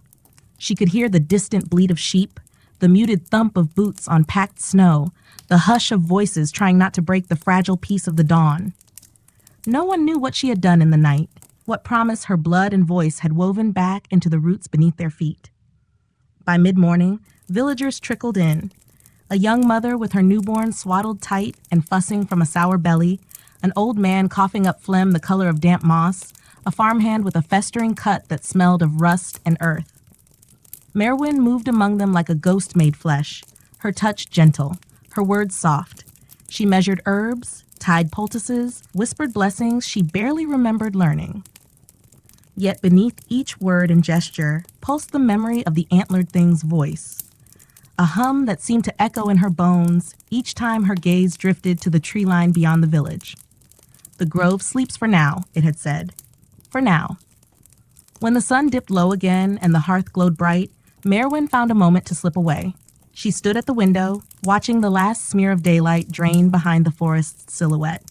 She pressed her bandaged thumb against the cold glass, feeling the dull ache pulse through her hand. Flesh freely given, and yet not nearly enough. She knew the truth now, spoken plainly beneath the stones. The tale must live on, or the roots would wake hungry once more. She thought of the old stories, the ones she'd half ignored as a girl, too busy grinding mint and rosemary under Hilda's watchful eye. She heard her mother's voice, faint with age and weariness. "Never walk alone at dusk, child. Always carry iron. Salt at the threshold keeps what creeps in the dark at bay." Back then, these were only words, folk superstition to keep children close to the hearth. But now she saw the threads they wove, binding fear and hope into a single, fragile shield. The next evening, she did not sleep. She sat by the hearth after Hilda had climbed into bed, the old woman's snores a soft counterpoint to the crackle of burning wood. Merwin spread her scraps of parchment across the table, her fingers smudged with soot and lamp oil. She wrote in her careful, clumsy hand, not prayers, nor simple recipes for healing draughts, but pieces of the story she had spoken in the grove. She wrote of the woman who had knelt beneath the stones, who had given her fear and her hope. She wrote of the bargain made and remade through the generations. She wrote of the hunger that slept beneath the roots and the voice that must wake it and soothe it in turn.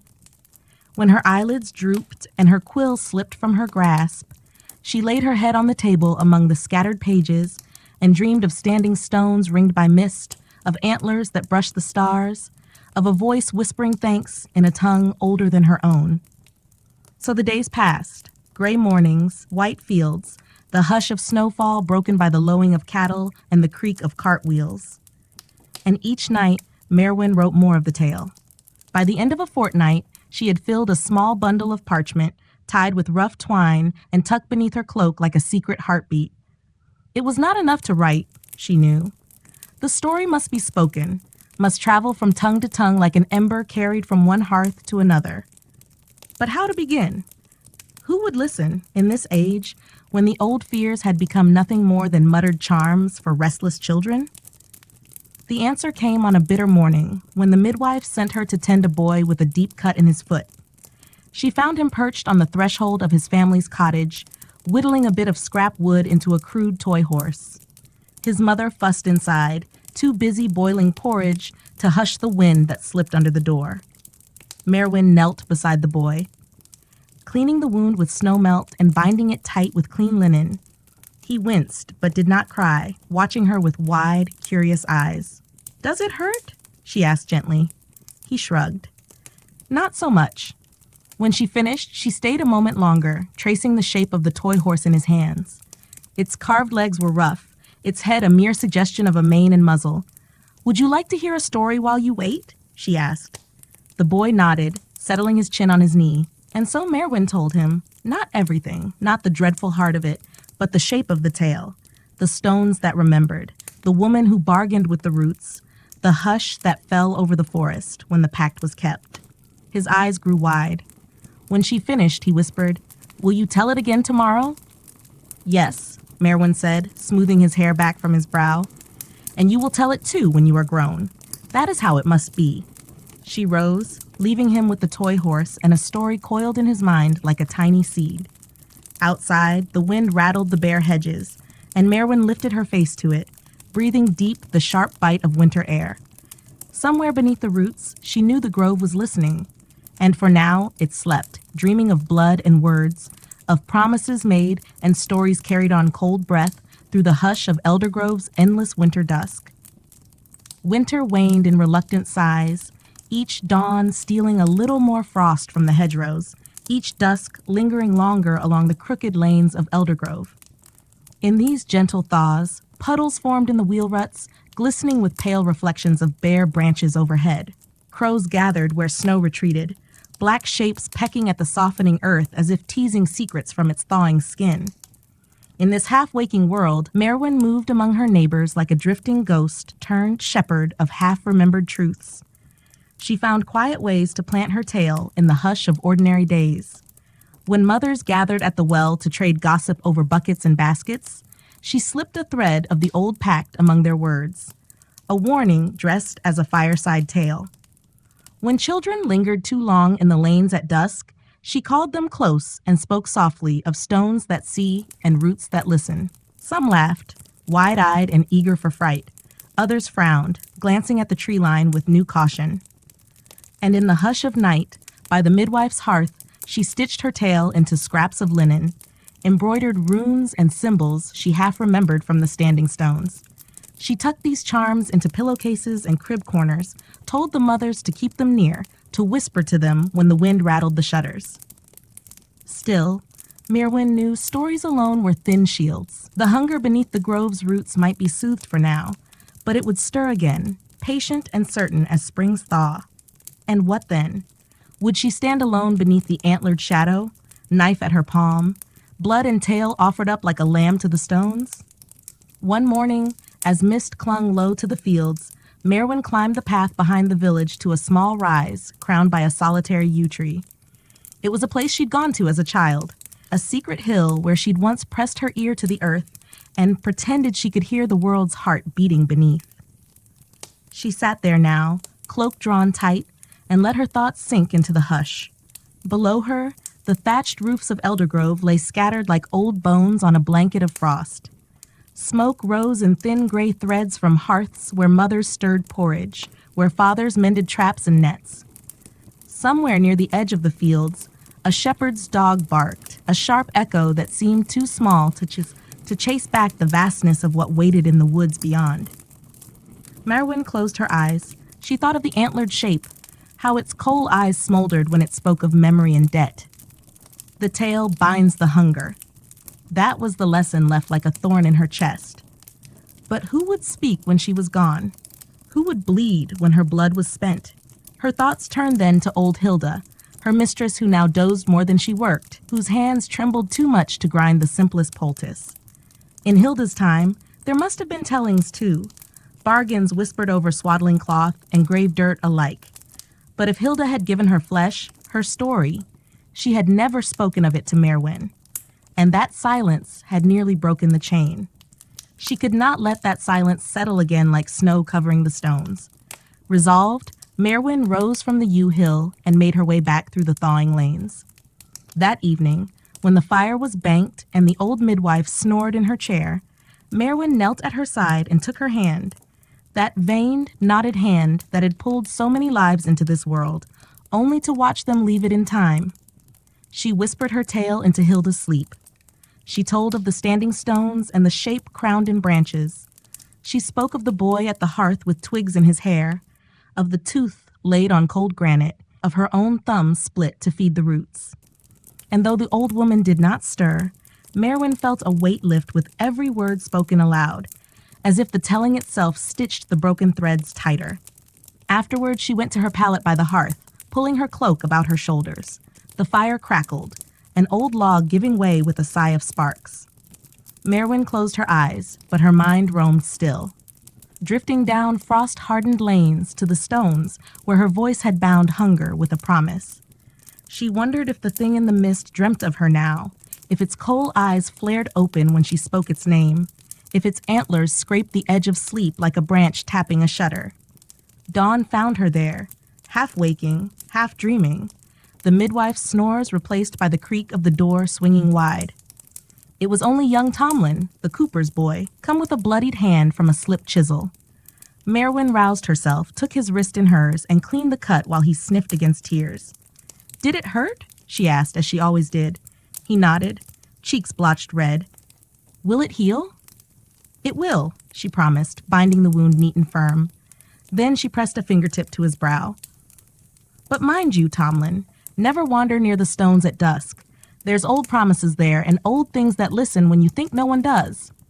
He stared at her, eyes wide as coins, and she felt it again, the story burrowing into another mind, a small seed that might one day bloom when her own tongue was stilled. It was a thin hope, but hope was all she had to give, along with the tale and her own thin blood. And in Eldergrove, that would have to be enough, at least until the roots woke hungry once more. By the time the first crocuses pushed their fragile heads through the thawed earth, Eldergrove had settled back into a hush that felt almost ordinary. The mud ruts dried beneath a shy sun, the sheep bleated softer at dawn, and the blackbirds returned to their hedgerow perches to gossip about seeds and worms. Life went on, as life always does, stubborn in its small insistence that bread must be baked, wounds must be bound, babies must be coaxed from silence into squalls and sighs. Yet Merwin moved through these gentle days like a candle flickering in a draught. Her outward self tended to the village's simple needs, poultices for sore backs, bitters for sluggish bowels, whispered comforts for restless infants. But within her mind, the antlered shadow still paced, not in anger nor in hunger, but in that patient hush that watches a door, certain it will open again in time. The tale had begun to root itself, yes. She heard it sometimes in the playful shouts of children who dared each other to run 3 times around the standing stones before dusk. She caught mothers repeating fragments of her fireside warnings when the wind rattled shutters or a lamb strayed too near the woods. But she knew, in the oldest marrow of her bones, that stories are only as strong as the tongues that carry them. One harsh winter, one bad harvest, one generation too busy or too certain of its own cleverness, and the hush would settle again, deep and hungry. One evening, as twilight bled into the hedgerows and the hearth fire painted the low beams in trembling gold, Merwin found herself alone with Hilda at last. The old woman dozed upright in her chair, chin tucked to her chest, a thin string of drool catching the edge of her shawl. The logs hissed and cracked in the grate, and beyond the walls, a soft rain tapped at the thatch like cautious fingers. Merwin stirred the ashes with the iron poker, coaxing a little more life from the embers. She felt the weight of her bandaged thumb even now, the small scar beneath the fresh skin, the mark of her first promise. She thought of the knife wrapped in linen, hidden still beneath the loose board near her palate. The blade seemed to breathe there in the dark, a patient reminder that the old ways asked not only for words, but for flesh. She rose then, crossing to Hilda's side. She placed a hand on the old midwife's shoulder, feeling the frail bird-bone frame beneath layers of wool and age. Hilda stirred, blinking rheumy eyes open. For a moment there was no recognition there, only the dull glaze of dream fog. Then her gaze sharpened, pinning Merwin with the same look she'd used when instructing her how to bind a breech birth or break a stubborn fever. "You've that look again," Hilda rasped. Her voice was little more than a dry whisper, like a girl what's seen the shadow behind the door. Merwin held her breath, the hair at her neck prickling. "Did you see it too once?" Hilda's mouth twitched, not quite a smile, more a grim tug at the corner of thin lips. "Once. Long before your mother swelled with you. My mother before me told me the same tale you think you invented in your clever hush. Stones that remember, roots that feed, tongues that must wag lest the ground open under our feet."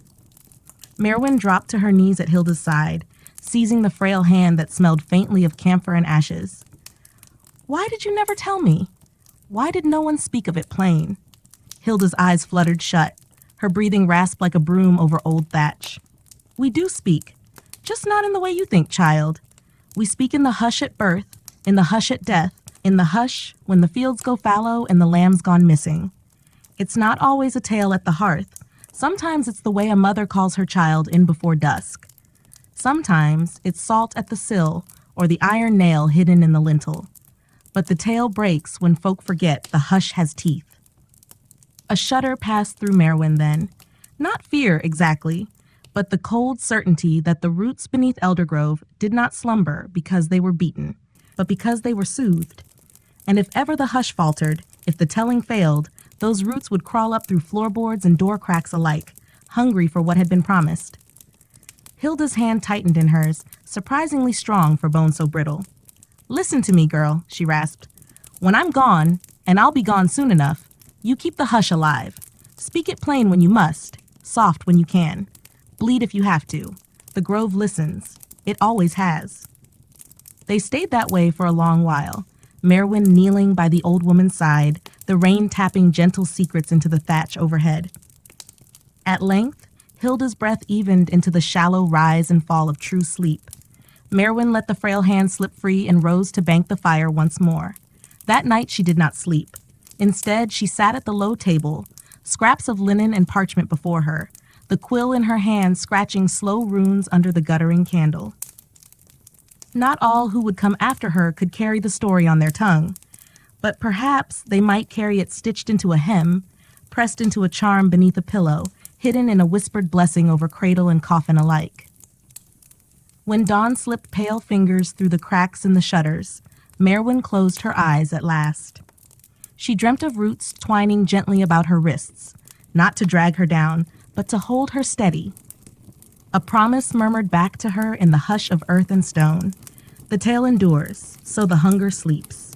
And outside, Eldergrove rose to another day, a village unaware that its life clung by a thread of story, a hush that must be fed, and the quiet, stubborn will of a lone girl who carried a promise in the cut of her thumb and the warmth of her telling breath. When the first true warmth of spring laid its gentle hand across Eldergrove, the villagers turned their faces to the sun as if waking from a long, uneasy dream. The sheep were driven to higher pastures, the hedgerows thickened with soft green buds, and the river that skirted the wood's edge unfurled its ice with a soft, persistent sigh. Children splashed in the shallows where the current dared not steal their toes, and mothers spread linens across the thorny hedges to dry, watching the woods with only half-remembered caution. Merwin felt the weight of this waking season as both blessing and warning.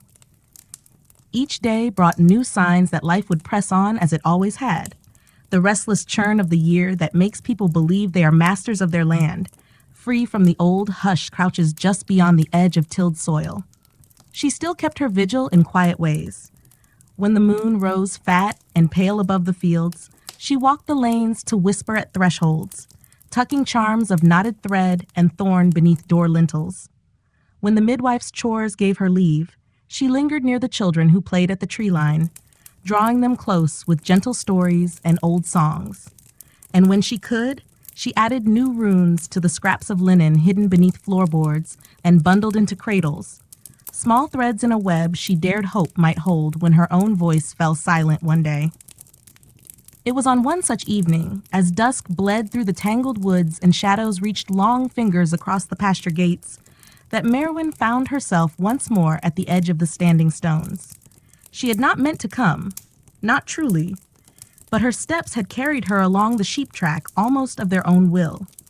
She paused where the fields gave way to bracken, and the hush pressed soft and cold against her throat. There the stones waited, dark shapes against the hush of birds settling in the canopy. The runes on their faces caught the last light like old bones catching dew, and the earth beneath them seemed to breathe slow and deep as a sleeper who dreams uneasy dreams. Merwin stepped into the circle before she quite knew why. Her basket swung light on her arm, filled not with herbs this time, but with a single strip of linen marked by her own hand, fresh runes inked in the soot and fat of her hearth. She knelt by the largest stone, the same that had once drunk the blood from her cut thumb. She laid the linen at its base, smoothing it flat with fingers that trembled only slightly in the cooling air. "I have nothing more tonight," she whispered, though the stones needed no tongue to hear her. "No blood, no bone, only this, the telling bound in thread and word." The hush that answered her felt deeper than silence. The grove did not rustle, did not sigh. It only watched. In that patient way Merwin knew too well now. The same way roots wait for rain or rot, sure of their season. She pressed her palm flat to the cold granite, the runes beneath her fingers catching the warmth of her skin. "Sleep," she breathed. "Sleep a little longer. Let the children grow. Let the mothers sing the tale. Let the hush stay soft." Something shifted in the air. A stirring, like a breath drawn through hollow reeds. For a heartbeat, Merwin thought she saw it again. Antlers rising between the oaks, eyes of slow-burning ember, the shape neither beast nor man, but a knot of all-forgotten fears, tied in moss and bark. But the shape flickered, sank back into the mist that pooled near the roots, and was gone. She left the linen there, her offering not of flesh but of memory, woven to hold the old promise tight. As she stepped back through the circle's edge, a soft wind lifted her hair from her brow, warm and sweet with the first breath of bluebells and damp soil. On her way home through the paling fields, she heard voices drift across the hedgerows. The children at their game near the sheepfold, chanting a rhyme she did not remember teaching them. Round the stones and round again, whisper soft so roots remain. Blood and bone and tail we keep, so the hush may softly sleep. The words pricked tears to her eyes, not of sorrow, but of something deeper, sharper, a kind of fragile hope that felt like standing barefoot on thawed earth for the first time in months. She paused in the path and listened, letting their voices wind around her like a garland of living memory. When she reached the cottage, the hearth was cold but for the dying coals. Hilda lay quiet in her pallet, breath shallow but steady. Merwin slipped the knife from its linen wrap and laid it gently by her own bed, not to be used tonight, but to remind her that words must be kept keen as blades, stories sharp enough to cut through silence when the hush stirs hungry once more. She drifted to sleep at last, her fingers wrapped around the scar at her thumb, a small wound, a small promise, enough to bind the hush for one more turning of the wheel. Outside, the grove waited, roots curled deep and listening, dreaming through the hush of a village that still, for now, remembered how to speak its own salvation into the dark. When summer came at last, it arrived in a hush of warmth and soft rains that turned Eldergrove's fields into a quilt of green and gold. The hedgerows flowered white with hawthorn, the river sang against its banks, and the sheep grazed belly-deep in clover and wild mustard. Children ran barefoot down the lanes, shrieking with laughter, their shadows stretching long and tangled in the amber light of endless dusk.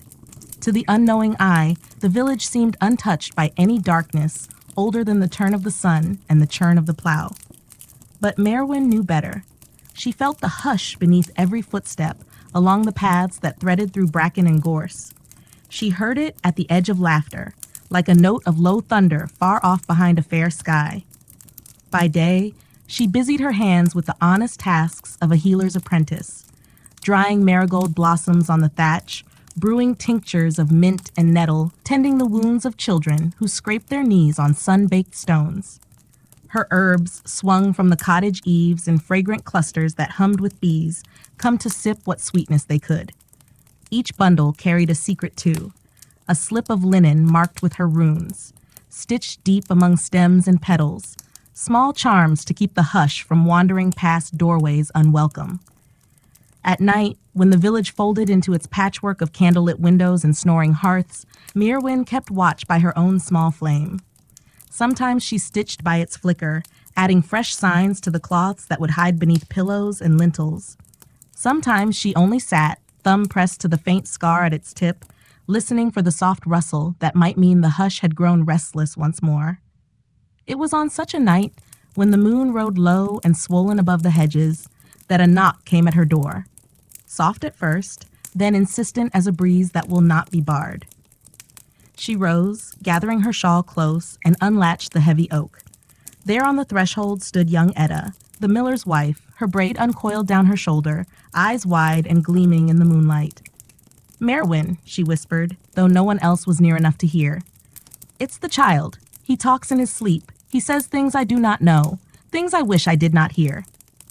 Merwin stepped aside, gesturing Etta in out of the night's gentle bite. She set her by the hearth, poured her warm milk steeped with honey and poppy seed, and coaxed the story from her trembling lips. He says there's something at the stones, Etta said, twisting the end of her braid until it frayed. He dreams he's standing there when the moon is full. He says they call him by a name I've never given him. He says they ask him to come to them. He's but 5 summers old, Merwin. What have I done wrong? Merwin said nothing for a long while. She remembered the boy Etta spoke of, a sprig of a child, hair white blonde as wheat under sun, eyes clear as spring water. She'd tended his fever that past winter, laid a charm in his cradle when the coughing had shaken his tiny ribs. She had marked him, as she marked them all, a thread in the hush's tapestry. It's not you who has done wrong, Merwin said at last. Her voice was soft, careful. It is only that the roots remember, and they test the weave to see if it still holds.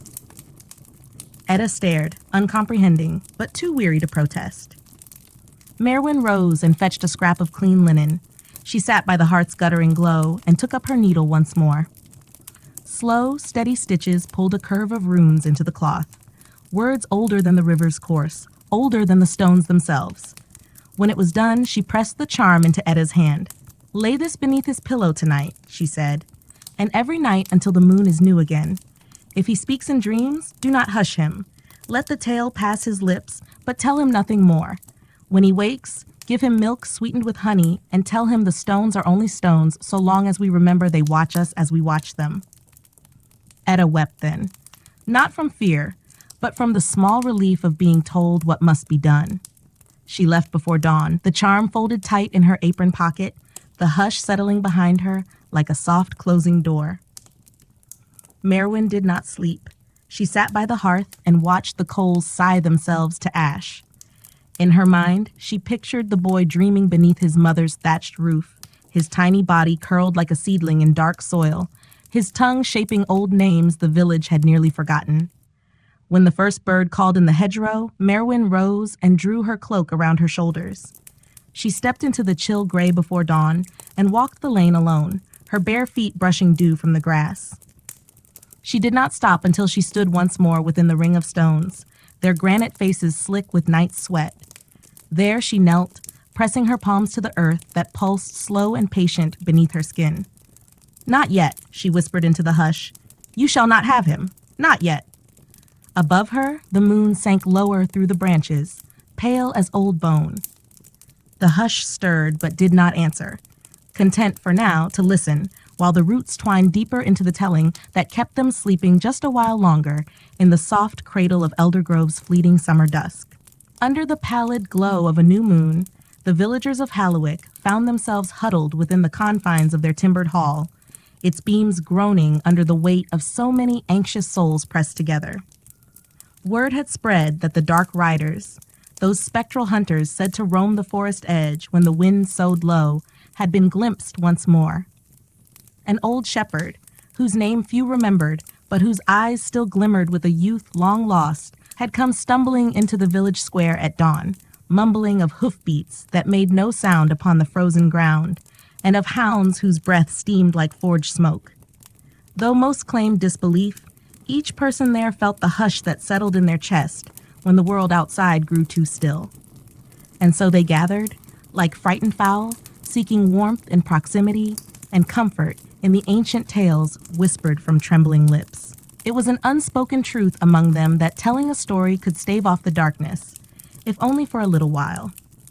Thus the weaver's wife, Agnes of the Hollow Oak, was called upon to speak.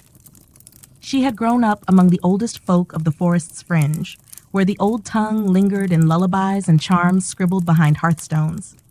Her voice rose over the crackle of the fire, smooth and gentle as drifting snow, drawing the villagers close as if she might wrap them in her words alone. She began with the tale of the headless horsemen of Greybriar, a spirit so relentless it chased the living not for vengeance but for company. He had been a knight once, or so it was told, struck down by treachery at the crossroads where 4 gallows once stood. His head was buried apart from his body, and thus he roamed evermore, searching the roads for any soul unwary enough to meet him at dusk. Agnes's eyes, dark and deep as a forest pool, swept the circle as she spoke of how the horseman could be heard before he was seen, a rhythmic pounding like a distant drum, echoing in the chest more than the ears. Many a wanderer lost in the marshes spoke of seeing a lantern bobbing through the mist, warm and beckoning, only to find too late that it swung from the saddle where a head should rest. She lowered her voice then, so each heart leaned forward to catch her words. That the horseman was not always cruel. Some said he wept when he passed, mournful for the warmth of life he could no longer feel. A hush fell as the fire cracked louder than any voice, sparks rising like frantic fireflies. Outside the walls, the wind seemed to hush its roaming just to listen. Agnes' tale drifted from the horsemen to the hollow maidens, spirits of young women who died unwed, their souls bound to the birch woods where they had once danced at midsummer. It was believed they lingered near the standing stones carved with spirals, older than the churches and the kings. Should a weary hunter find himself near such stones on a moonless night, he might hear a laughter too light to belong to any mortal woman. Some claimed the hollow maidens could be glimpsed in pools of standing water, pale faces peering from beneath lily pads or reeds, lips moving in silent pleas for a dance that would never end. As Agnes spoke, a young boy, the blacksmith's son, shifted uneasily by the hearth. His small voice piped up, asking if the hollow maidens were evil. Agnes smiled softly, smoothing his hair as she answered that they were not evil in the way of wolves or bandits. Rather, they were lonely, drawn to the warmth of the living because they had none of their own. Should you answer their invitation, however, should you step beyond the stones and waltz upon the moss, your feet might never touch your home's threshold again. The villagers leaned into the hush that followed, letting their imaginations wander to the forest's edge and beyond. They thought of the places where the underbrush grew too thick to pass, where a sudden clearing might reveal something carved in stone or bone, some relic of a world that did not care for candles or prayers. The children, drowsy with fear and firelight, leaned into their mothers' sides, eyelids fluttering as visions of will-o'-the-wisps and dancing shades flickered behind their eyes. Yet Agnes was not finished. Her voice shifted, deeper now, as she spun her tale further north, into the iron-cold barrens where shepherds sometimes vanished among the crags. There, it was said, dwelt the Whispering Man, a figure clothed in ragged cloaks of raven feathers who could stand behind you in a windless night and fill your mind with promises you did not know you longed to hear. Those who heard him often returned to their cottages hollow-eyed, their words slipping like water through their teeth until they spoke no more. Some said he was but an echo of grief, a father who lost all his children to winter's cruelty, doomed to roam the moors in search of warmth that could never return. Others insisted he was something older still, a spirit born when the first lies were told beneath the boughs of the ancient trees. Agnes' hands, knotted with age, traced patterns in the air as she spoke of charms that might keep the Whispering Man at bay. An iron nail driven into the threshold, rowan berries strung above a cradle, salt thrown thrice over the left shoulder. Yet even these, she warned, were but frail defenses when the world beyond the firelight wished to slip inside. The villagers listened, each one recalling scraps of old warnings their mothers had pressed into their ears between chores and prayers. At last, Agnes let her voice fade, the final words hanging like frost upon the rafters. The hall seemed smaller for a moment, as if the shadows pressed closer now that the stories were done. A shiver ran through them all when the wind rose again, rattling shutters and sighing through the thatch. In that moment, each villager felt the press of the old world, the weight of forgotten fears and unseen watchers, more keenly than they dared confess. Yet in that fear lay a strange comfort, for in gathering to listen they had woven themselves into a single living thing, stronger than any lone soul wandering beneath the moon's pale stare. One by one, they drifted to sleep where they sat, heads resting on folded arms and shoulders, the embers of Agnes's stories warming their dreams against the restless dark that pawed gently at the door. When dawn came to Hallowick, it came shyly. Its pale light filtered through low-hanging mist that clung to the eaves of the timbered hall like an old sorrow, unwilling to depart. Those who had slept there woke slowly, the stories of the night before still coiled in their minds like tendrils of smoke.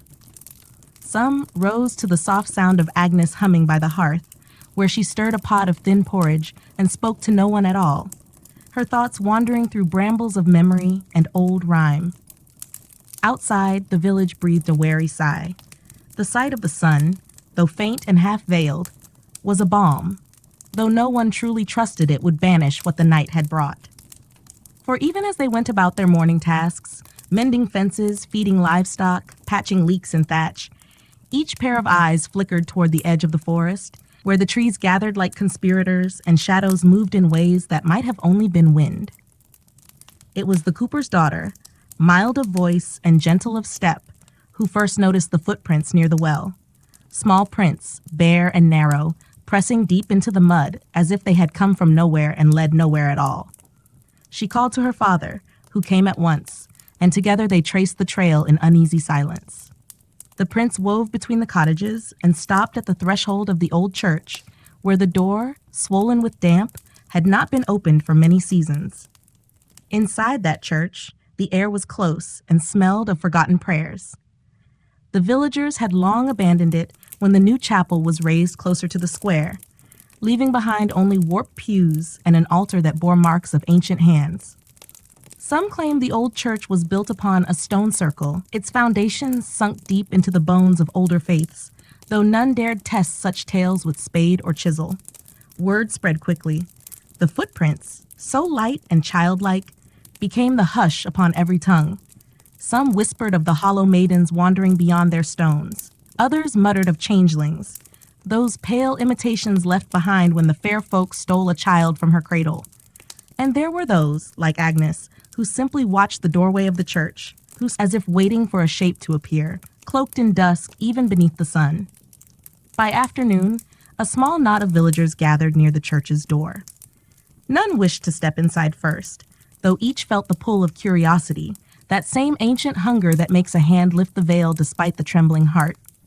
It was the blacksmith, broad of shoulder and warm of soul, who at last lifted the latch.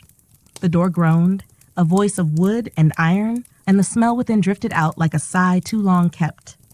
They stepped inside, one by one, their boots stirring dust that danced in the pale shafts of light from the cracked windows.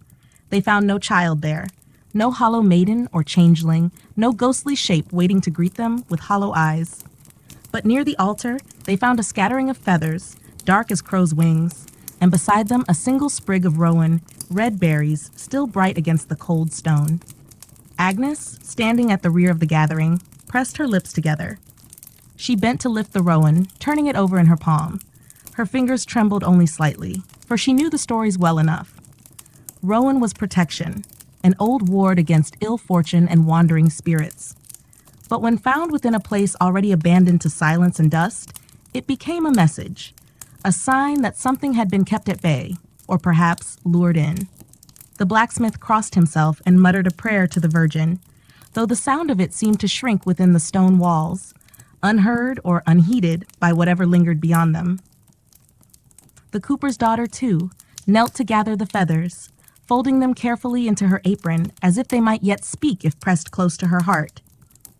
Outside, the mist had lifted a little, but the forest seemed nearer than before, as though each tree had crept forward by a hair's breadth while no eye watched. A chill ran through the people gathered at the threshold. They felt it in their teeth, their bones, a soft dread that made the mundane chores of the day feel like fragile armor. That night, the villagers gathered once more, not in the timbered hall this time, but around the church. They brought lanterns and pitch torches, though none dared light a fire within the ancient walls. Agnes sat upon the low stone steps, the rowan still clutched in her hand, and began a new story for them, a tale that might soothe their waking fears or, at the very least, bind them together in the telling. She spoke of the forest bride, a maiden taken by the green man, the spirit said to dwell deep within the heart of the oldest oaks. The forest bride was neither prisoner nor willing bride, but something in between, one foot in the world of men and one buried deep in the moss and root. Each spring, she was said to wander close to the edge of her leafy prison, peering out with eyes dark as pond water, longing for a glimpse of the life she left behind. Some claimed that should a villager catch sight of her before dawn's first bird call, they would find their fields blessed with wild abundance, barley taller than a man, hens laying twice their share, children born strong and laughing.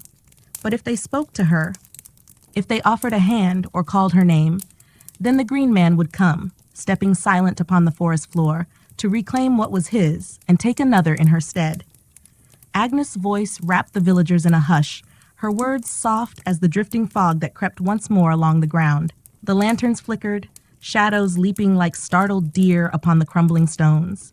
Some among them wondered if the footprints at the well were hers, if the forest bride, weary of her endless vows, had slipped the bonds of the green man to taste the sharp air of a village fire, if only for a night.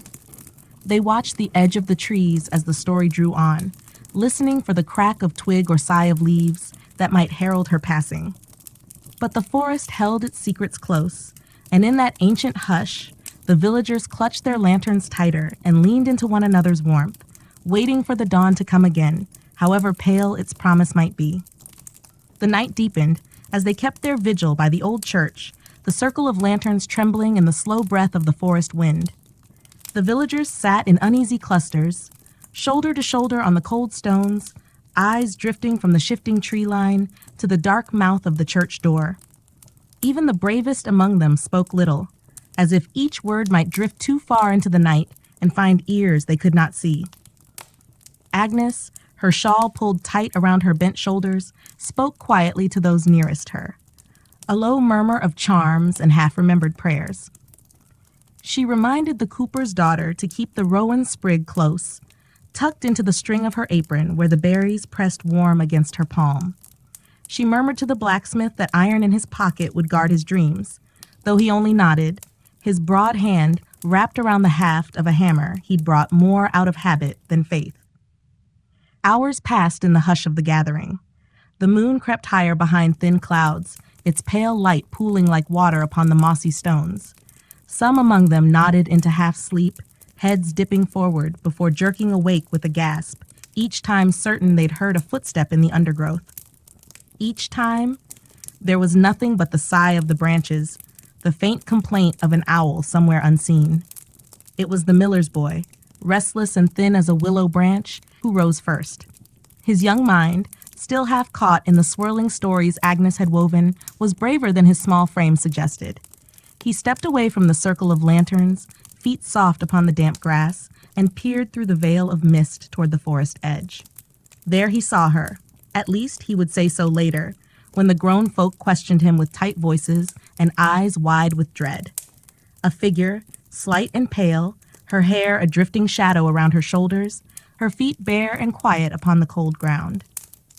She stood just within the reach of moonlight, where the first brambles curled like claws around her ankles but did not hold her fast. Her face was turned toward the village, though the boy could not see her eyes. He felt, rather than saw, the longing in her stillness, the soft ache of a soul pressing against the bounds of an unseen prison. He did not call to her. Agnes' tale clung too close to his heart for that. But he raised a hand, small and trembling, and the figure tilted her head, just so, like a bird listening to the hush before dawn.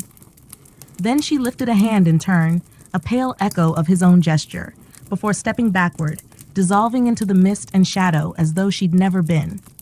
The boy turned, heart hammering, and fled back to the circle of warmth. His words tumbled from him like dry leaves, breathless and halting. "The forest bride," he said, "the forest bride is near." Agnes' face grew pinched and pale, though she placed a calm hand upon the boy's head and drew him to her side.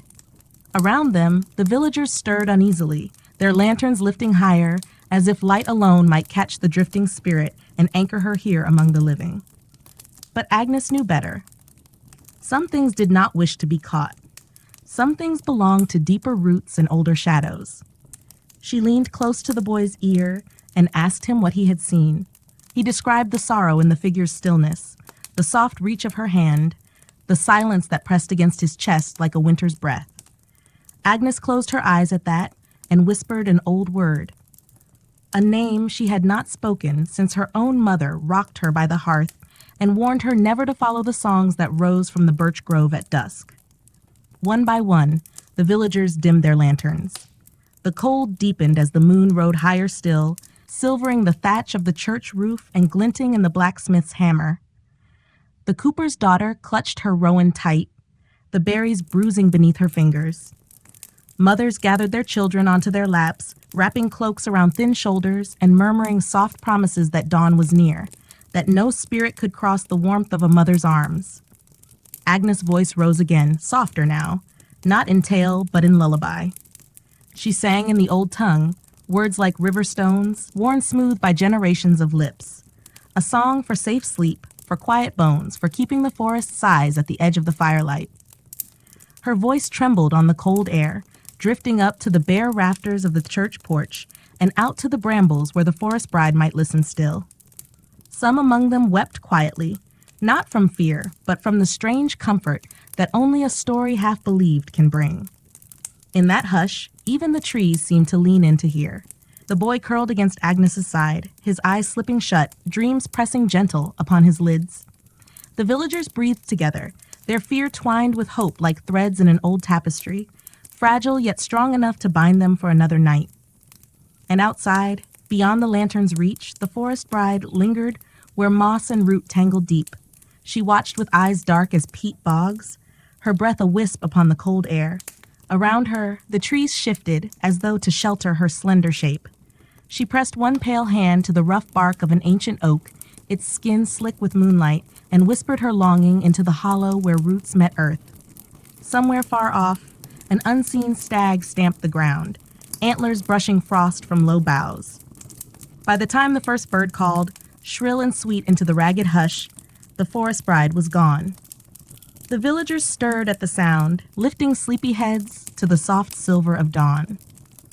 They found themselves unchanged, yet strangely altered, as if each had brushed against the hem of another world and brought back a glimmer of its chill wonder. And though they would soon drift back to hearth and bed, they knew the forest watched still, and that within its hidden heart, the stories waited, quiet, patient, forever hungry for a voice to speak them alive again. When the sun finally crowned the line of dark trees, it rose timid and pale, as if it too feared to trespass upon the secrets whispered beneath the boughs during the long hush of night. The villagers of Hallowick, their vigils spent and eyelids heavy with the balm of shared fear, drifted from the circle by the old church like leaves carried on a slow current. Some walked arm in arm, others carried sleeping children upon their shoulders, each footfall pressing stories into the damp earth that would linger long after their passing. Agnes remained a while longer upon the steps of the abandoned church. She watched the mist lift in tatters among the gravestones, her fingers idly tracing the smooth stem of the rowan sprig. The berries, dark and bruised now, seemed to bleed into her palm, their juice staining her skin with an old charm's final whisper. She spoke softly into the cold dawn, a blessing for the village, a warning for what might still wander near. By mid-morning, life crept carefully back into its accustomed shapes. The blacksmith's hammer rang out upon his anvil, a brave sound that tried to outpace the memory of the hollow footprints by the well. The cooper's daughter hung new charms above each threshold. A loop of rowan here, a twist of red thread there, small wards to remind the unseen things that Hallowick's folk did not sleep easy beneath the ancient trees.